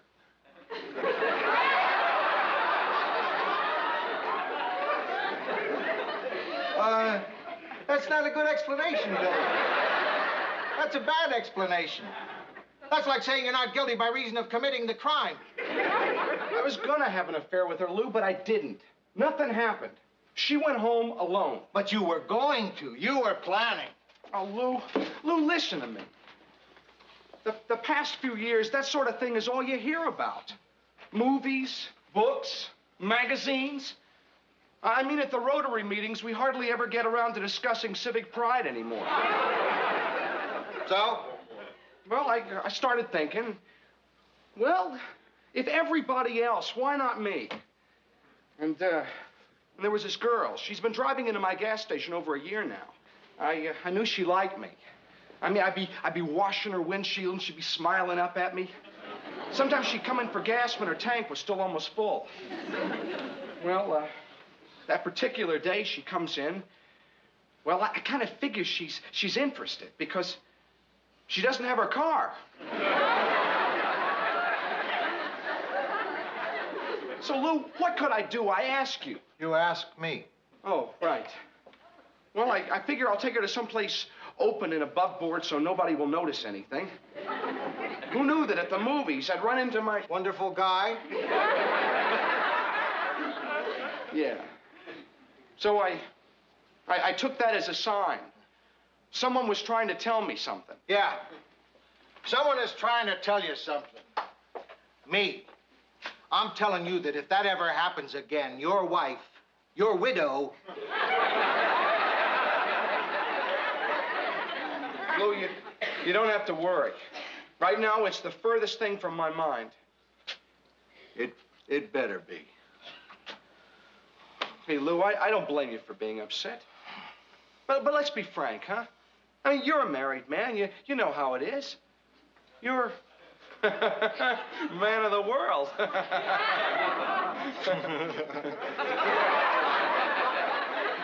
Well, no. I'm not a man of the world. What? Since I'm married, I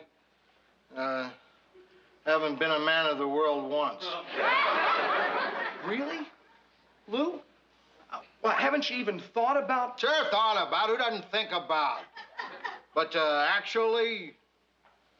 And listen, if you open your mouth to anybody that I'm not... No, I won't, I swear. Because I'm known around this town, you know what I mean? Oh, yeah. Not that there weren't temptations. During the war, there were lots of times. I remember this one time with this nurse. A nurse, huh? She was giving me a back rub, and I got to thinking, well... But then, just like you, the next minute, something happened that I took as a sort of sign to not. So I didn't. What was the sign? The Krauts started shelling the base. That's the closest I got. The closest I ever got. How come, Lou? I mean, you've been married over 20 years and you've never... I mean, how come? I don't know. Well, hey, look, I don't mean to pry into... I don't know. I guess I love her. I guess I love her. I figure that there are enough things in life where you cop out and compromise and make excuses. There's got to be one thing where you say, is this the way it should be, yes or no? And if it matters enough so that it's yes, then that's what you do. I love her. So that's what I do.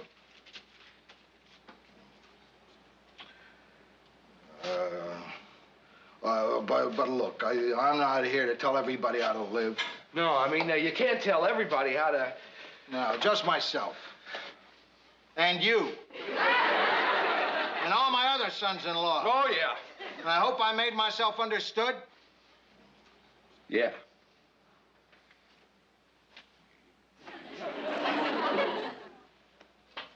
You had lunch yet? No. I'm having lunch in. You want to join me? I'd like that, Lou. Thanks. Good. I'm glad you can, kid. Get the ice. Oh,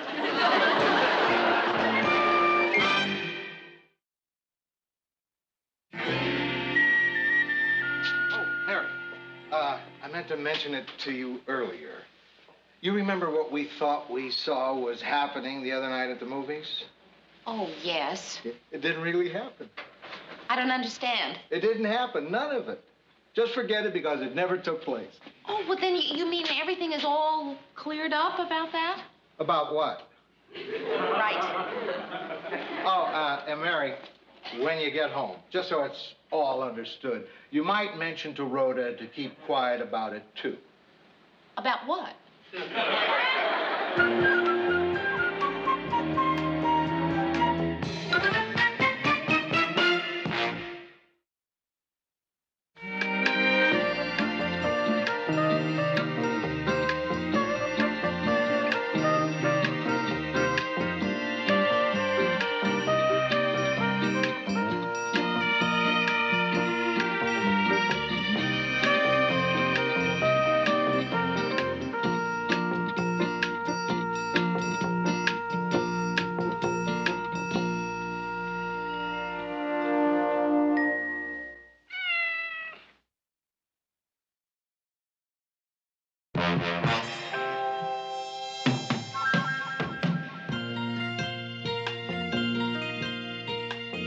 Who can turn the world on with her smile?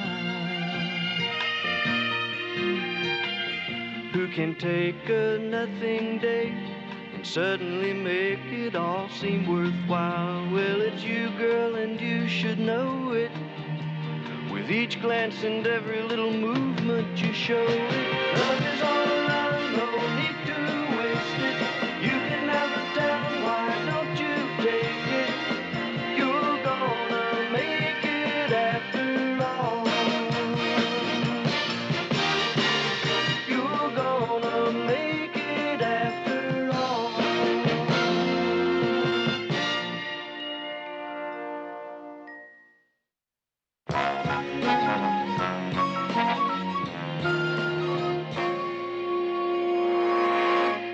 so the state legislature passed a bill to bolster Minnesota's slacking tourist trade. The governor is expected to sign the bill just as soon as he returns from his fishing vacation in Canada. Now let's hear the latest ball scores from Wally Arnold and the sports. Point to Wally. No, don't say point to Wally. Point to Wally. Newsroom. Well, hiya, stranger. Gee, I haven't heard from you in a long time. Oh, really? Tell me about it. Uh-huh. Yeah. Hey, you didn't happen to work in any business during that business trip, did you? Oh, no, not too much. Things are pretty slow around here. Oh, yeah? Tell me.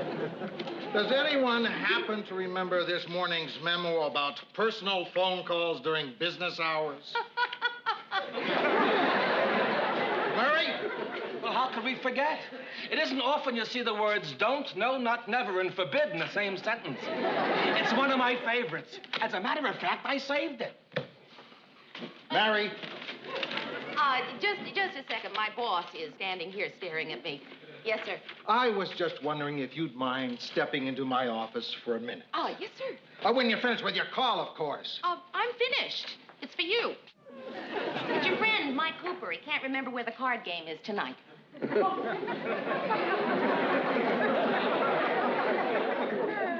I better take that in my office. Oh, he'll be right with you.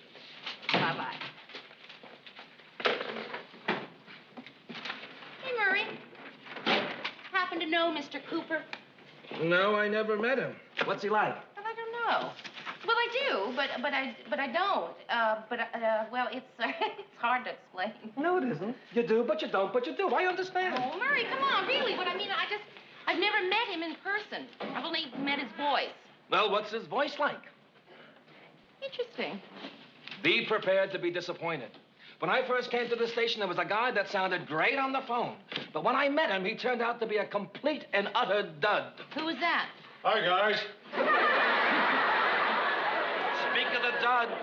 Say, Mayor, you know that rating graph that you've been working on, the one that shows how well we're doing against the competition? Yes, Ted, I have it. Yeah, here it is.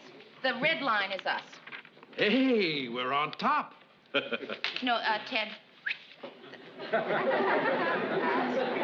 hope believes in those dumb ratings anyway. The people on the top. See, Ted, do you happen to know Mr. Grant's friend, Mr. Cooper? Cooper. 3 Coopers and you're out, Ted. Wait a minute, that's Lou's friend, isn't it? Yeah. What's he look like? Well, I don't know. That's why I'm asking you. Well, Mary, you're going to have to give me a better hint than that. Mike, I don't know if she's over 5'5". I don't pay attention to stuff like that. Yeah, you bet she's attractive. Stuff like that I pay attention to. Now, listen, we got a little rule around here. We never indulge in personal phone calls during business hours. So can we get this conversation back to business? Good. Now, the poker game tonight is at Walter's. 8:30. And it's your turn to bring the dip.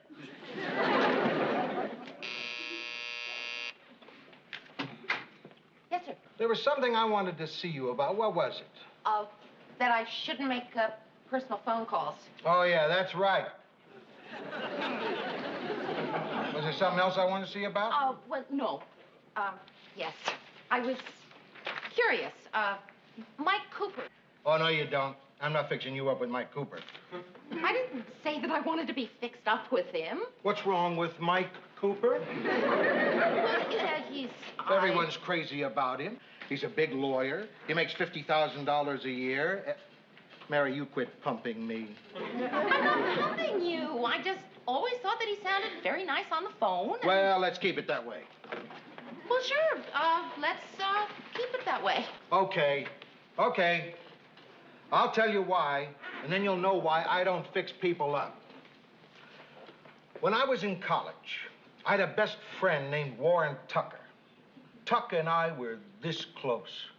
Then I fixed him up with a girl I knew. I figured they'd hit it off real good. But it didn't work out.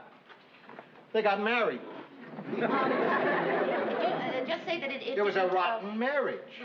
If I hadn't meddled, and gotten those two together, Warren Tucker might be a happy man today. Mary, I can't run the risk of messing up Mike Cooper's life by introducing him to you.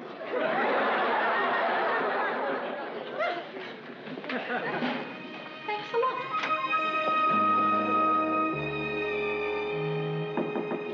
Hey. Hi. Mary, you know the best thing about going on a diet? Going off a diet.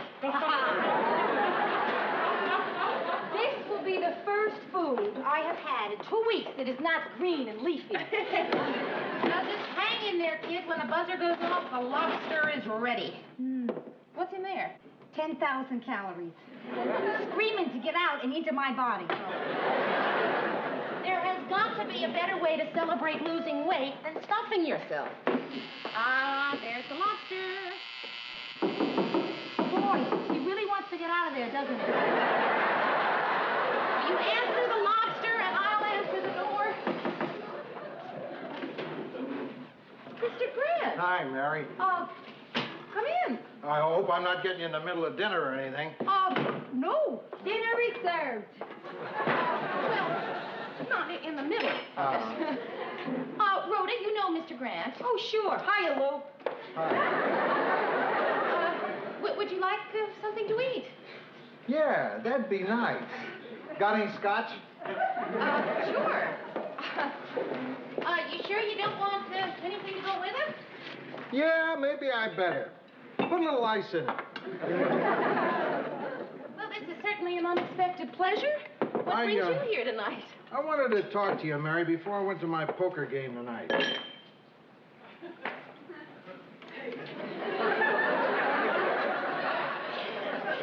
What are you doing? Making a drink. That's not how you make a drink. Give me that. Here's how you make a drink. What do we do with this? Pour it in there. Now you've got it. Well, Mr. Grant. Mary, I started thinking on the way to my card game tonight. Well, I said a very foolish thing in the office today. Oh, what foolish thing was that, Mr. Grant?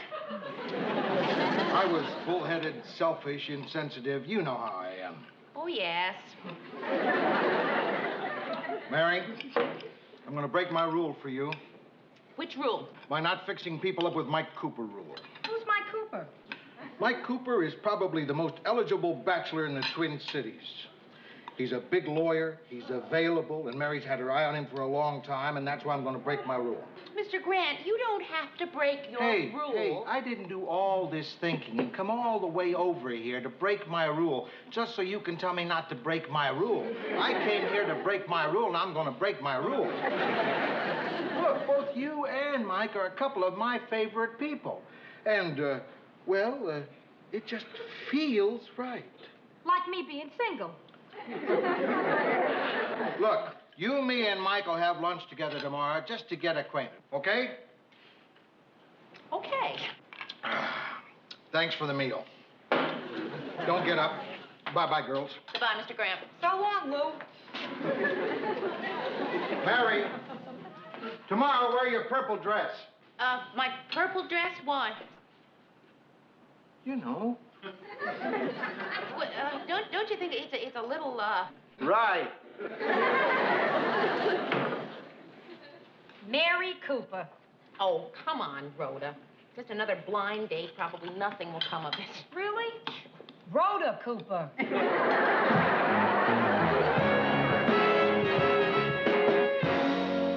Lunchtime. Anyone want to join me for teriyaki, Mayor? Oh, thanks, Ted. I'd love to, but I've got a date for lunch. Oh. How about you, Mary? You in the mood for a little teriyaki for lunch today? Ted, there aren't any Japanese restaurants around here. Well, I know that. Chef Leroy made some beef teriyaki on his show today. Can't you smell it? It's in all the halls. Well, gee, Ted, I'd love to join you, but I brought my lunch today. Oh. Oh, that's okay. That means there'll just be more for me. Well, I think I'll take my lunch break. I'll be at Bill's Big Burger if anyone wants me. I thought you said you brought your lunch. Oh, no. I always keep a dummy lunch for when Ted asks. I'll see you, Mayor. What's that big stink in the hall? Beef teriyaki. Chef Leroy cooked it on his show today. Boy, that Leroy. One time he made corned beef and cabbage, and they had to evacuate the whole building. Mary. Yes, sir. You're not wearing my purple dress. Oh, yes, I know. It's in the cleaners. But, well, isn't this one okay? Yeah, but it just isn't a purple one, that's all. Newsroom? Yes. Yes, I will. I'll have him call. Not at all. That was Mr. Cooper's office. They want him to call as soon as he gets here. And why are you straightening my desk? Huh? Oh, well, when Mike gets here, I don't want him to think you're sloppy. Oh, Mr. Grant, it's just a get-acquainted lunch. There's no need to...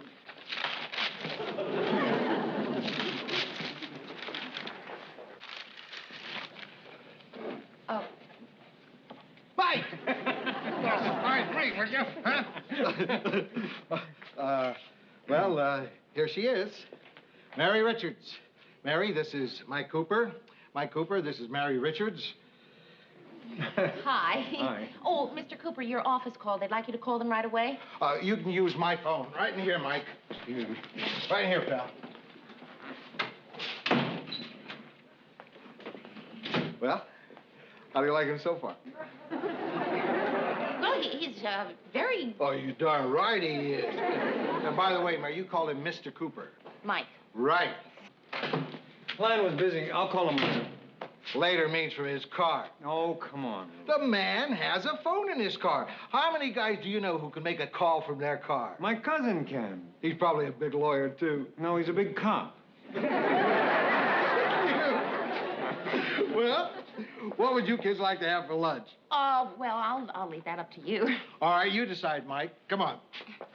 You know, it's the strangest thing. Ever since I got off the elevator, I've had this craving for beef teriyaki.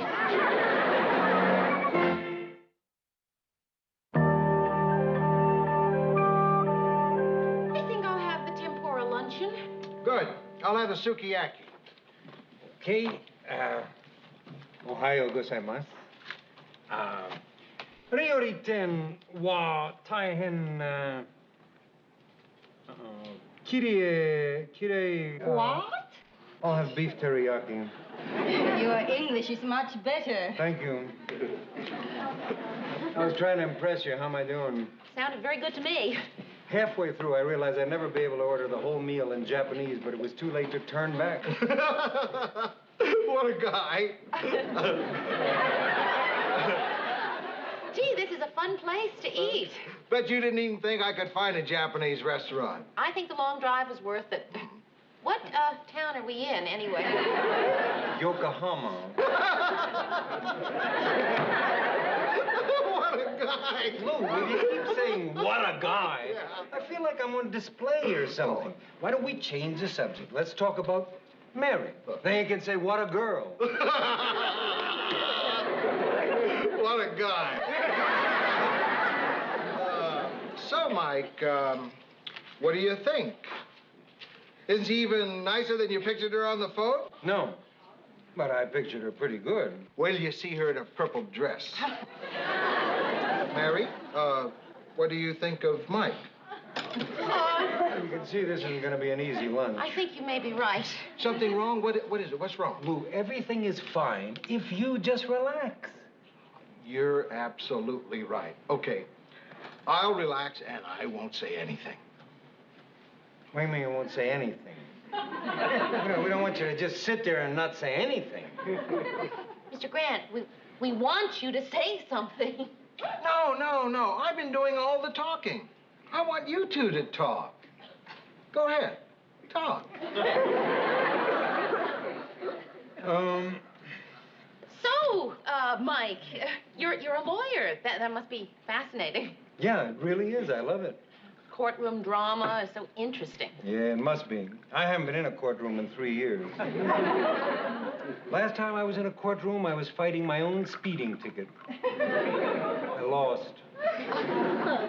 Anybody at this table have black Ford or sedan in parking lot license MRV 291? It's me. Your car is ringing.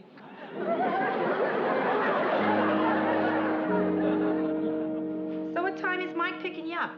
Oh, I don't know, about 10 minutes, I guess. Mary, I'm depressed because I don't have a date. You're depressed because you do. Is there any hope for us? I'm not really depressed. I'm just not really excited. Oh, it's one of those, huh? Yeah, and it's really too bad. You know, he's such a nice guy. He's charming, he's witty. It's just, there's nothing between us. Not even a wall, huh? Nothing. And the worst part of it is that all day long at the office, Mr. Grant is giving me little winks and smiles like he knows something's happening. And the only thing that's happening is nothing's happening. I think your problem is Mr. Grant. I think you're right. Every time Mike and I are out, the conversation always works its way around to Mike saying, gee, Lou sure is a great guy, and I always counter with, he sure is. And we end up spending the rest of the evening talking about Mr. Grant. Mary, what would happen if just once you and Mike didn't even talk about Mr. Grant? Or mention his name? Or think about him at all? That might be a little difficult. Why? Because we're having dinner at Mr. Grant's.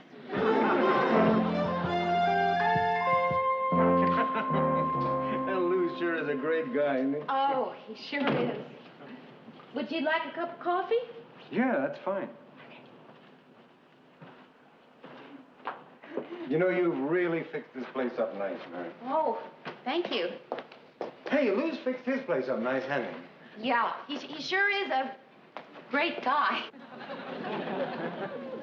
Yeah, he sure is. Mary, Lou's taken quite an interest in us, hasn't he? Oh, yes. Sometimes I think that he's taken more of an interest in us than we have in each other. How are we going to tell him? Tell him what? That you have no more interest in me than... Oh, no, I wouldn't say... Wait a minute. I haven't finished. Than I have in you. Oh. Now, don't get me wrong. You're a pretty, attractive, intelligent girl. But you're not my type. Huh. Well, what do you know? It's kind of a relief, isn't it? Yeah, it is. Hey, Mike? Yeah? Why aren't I your type?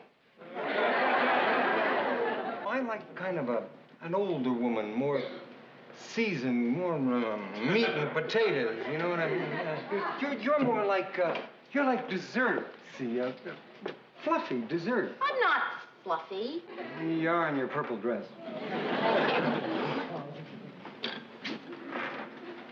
Hey, you know, this is the longest conversation we've had since I've known you where we didn't mention Lou Grant. Yeah, you sure? Sure is. Sure is.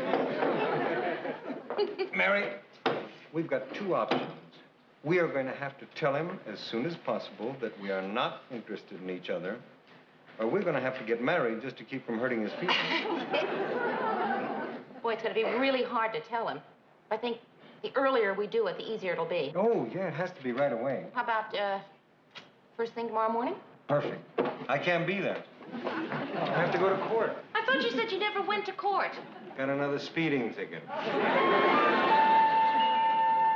Morning, Murray. Morning, Mayor. Mr. Grant in yet? No, I can tell because my feet are up on my desk. Good morning. Now he's in. Get home okay? Yes. Good. Mr. Grant. Huh? Could I see you for a minute? Sure. Well, no, in there. Sure. You know, Mary, Edie thought you and Mike looked perfect together. And believe me, she knows. She knows. Hey, what are you two doing tonight? Nothing. Good. Why don't the two of you join The us? reason we're doing nothing is that Mr. Cooper and I... Mike! No, Mr. Cooper. You aren't having your first fight, are you? No, Mr. Grant, it's nothing as serious as all that. Good. We're just not seeing each other anymore. What? Mr. Grant, it just didn't work out between us. There was no magic. Magic? What do you want him to do? Pull a rabbit out of a hat? No, Mr. Grant. Do snappy card tricks? No, Mr. Grant. Make your little heart go pity-pat? That's it. Mr. Grant, what I'm trying to say is that when I'm out with Mr. Cooper on a date, it's like being out with you. Something wrong with that? Let me put it another way. I think that one of the reasons that you like Mr. Cooper so much is that he's so much like you, which is why I like him so much. But I just don't feel any attraction for him, just like I don't feel any attraction for, let me put that another way. Now, you put it enough ways. Mary, you don't seem to understand. I don't do this. I broke the rule for you. I went out on a limb for you two. At least you could give that limb a chance to grow and to blossom before you go up there and hack it off. I didn't hack it off. I gave it a chance. Giving it a chance takes time, Mary. Mrs. Grant and I have been giving it a chance for 26 years. And we know that one of these days it's going to work out. I wouldn't get so excited. Of course I'm excited. You just said my best friend isn't good enough for you. You don't seem to understand. He doesn't care much for me either. What? He says I'm not his type. Ah, what does he know? Get him on the phone. Get him. Oh, I said on the phone. No, you had to be in court. I pleaded guilty. It's quicker. Well, did Mary... you took it bad. Just tell me one thing. What's wrong with her? Just one thing. She's too fat, Lou. Huh? Lou, look, we appreciate your concern, but take my word for it. As a friend and a lawyer, it just didn't work out. Was it something I did? Oh, no, Mr. Grant, you did everything you could. More. I did too much, didn't I? It's my fault. Lou, will you stop whipping yourself? It's over. It's all over.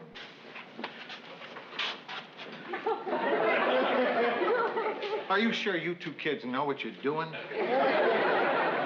Have you thought it over? This is a big decision you're making. They're grown-ups. Then you're not mad at me or anything, huh? Oh, Mr. Grant, no. We thought it was very sweet of you. Sweet? That's right, Lou. Don't fight it. You are sweet. Oh, cut it out. I guess you won't be able to use these then, huh? Oh, 2 tickets to the hockey game. Isn't that... Sweet. Well, they're just a couple of free passes. Now what am I going to do with him? Hey, Mike, you want to go with me?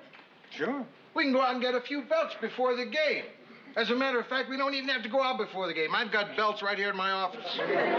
We don't even have to go to the game at all. Hey, that's a great idea. Listen, I got to go to work. Well, I'll be talking to you. I'll be looking forward to it. Here, Mary, you take these. You were supposed to go in the first place. Alone? Call my wife. She's probably not doing anything. Oh.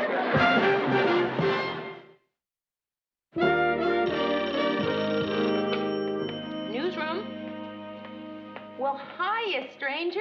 I haven't heard from you in a long time. How you been? Oh, not too much. Things are pretty slow around here. Come on. Let me talk to her.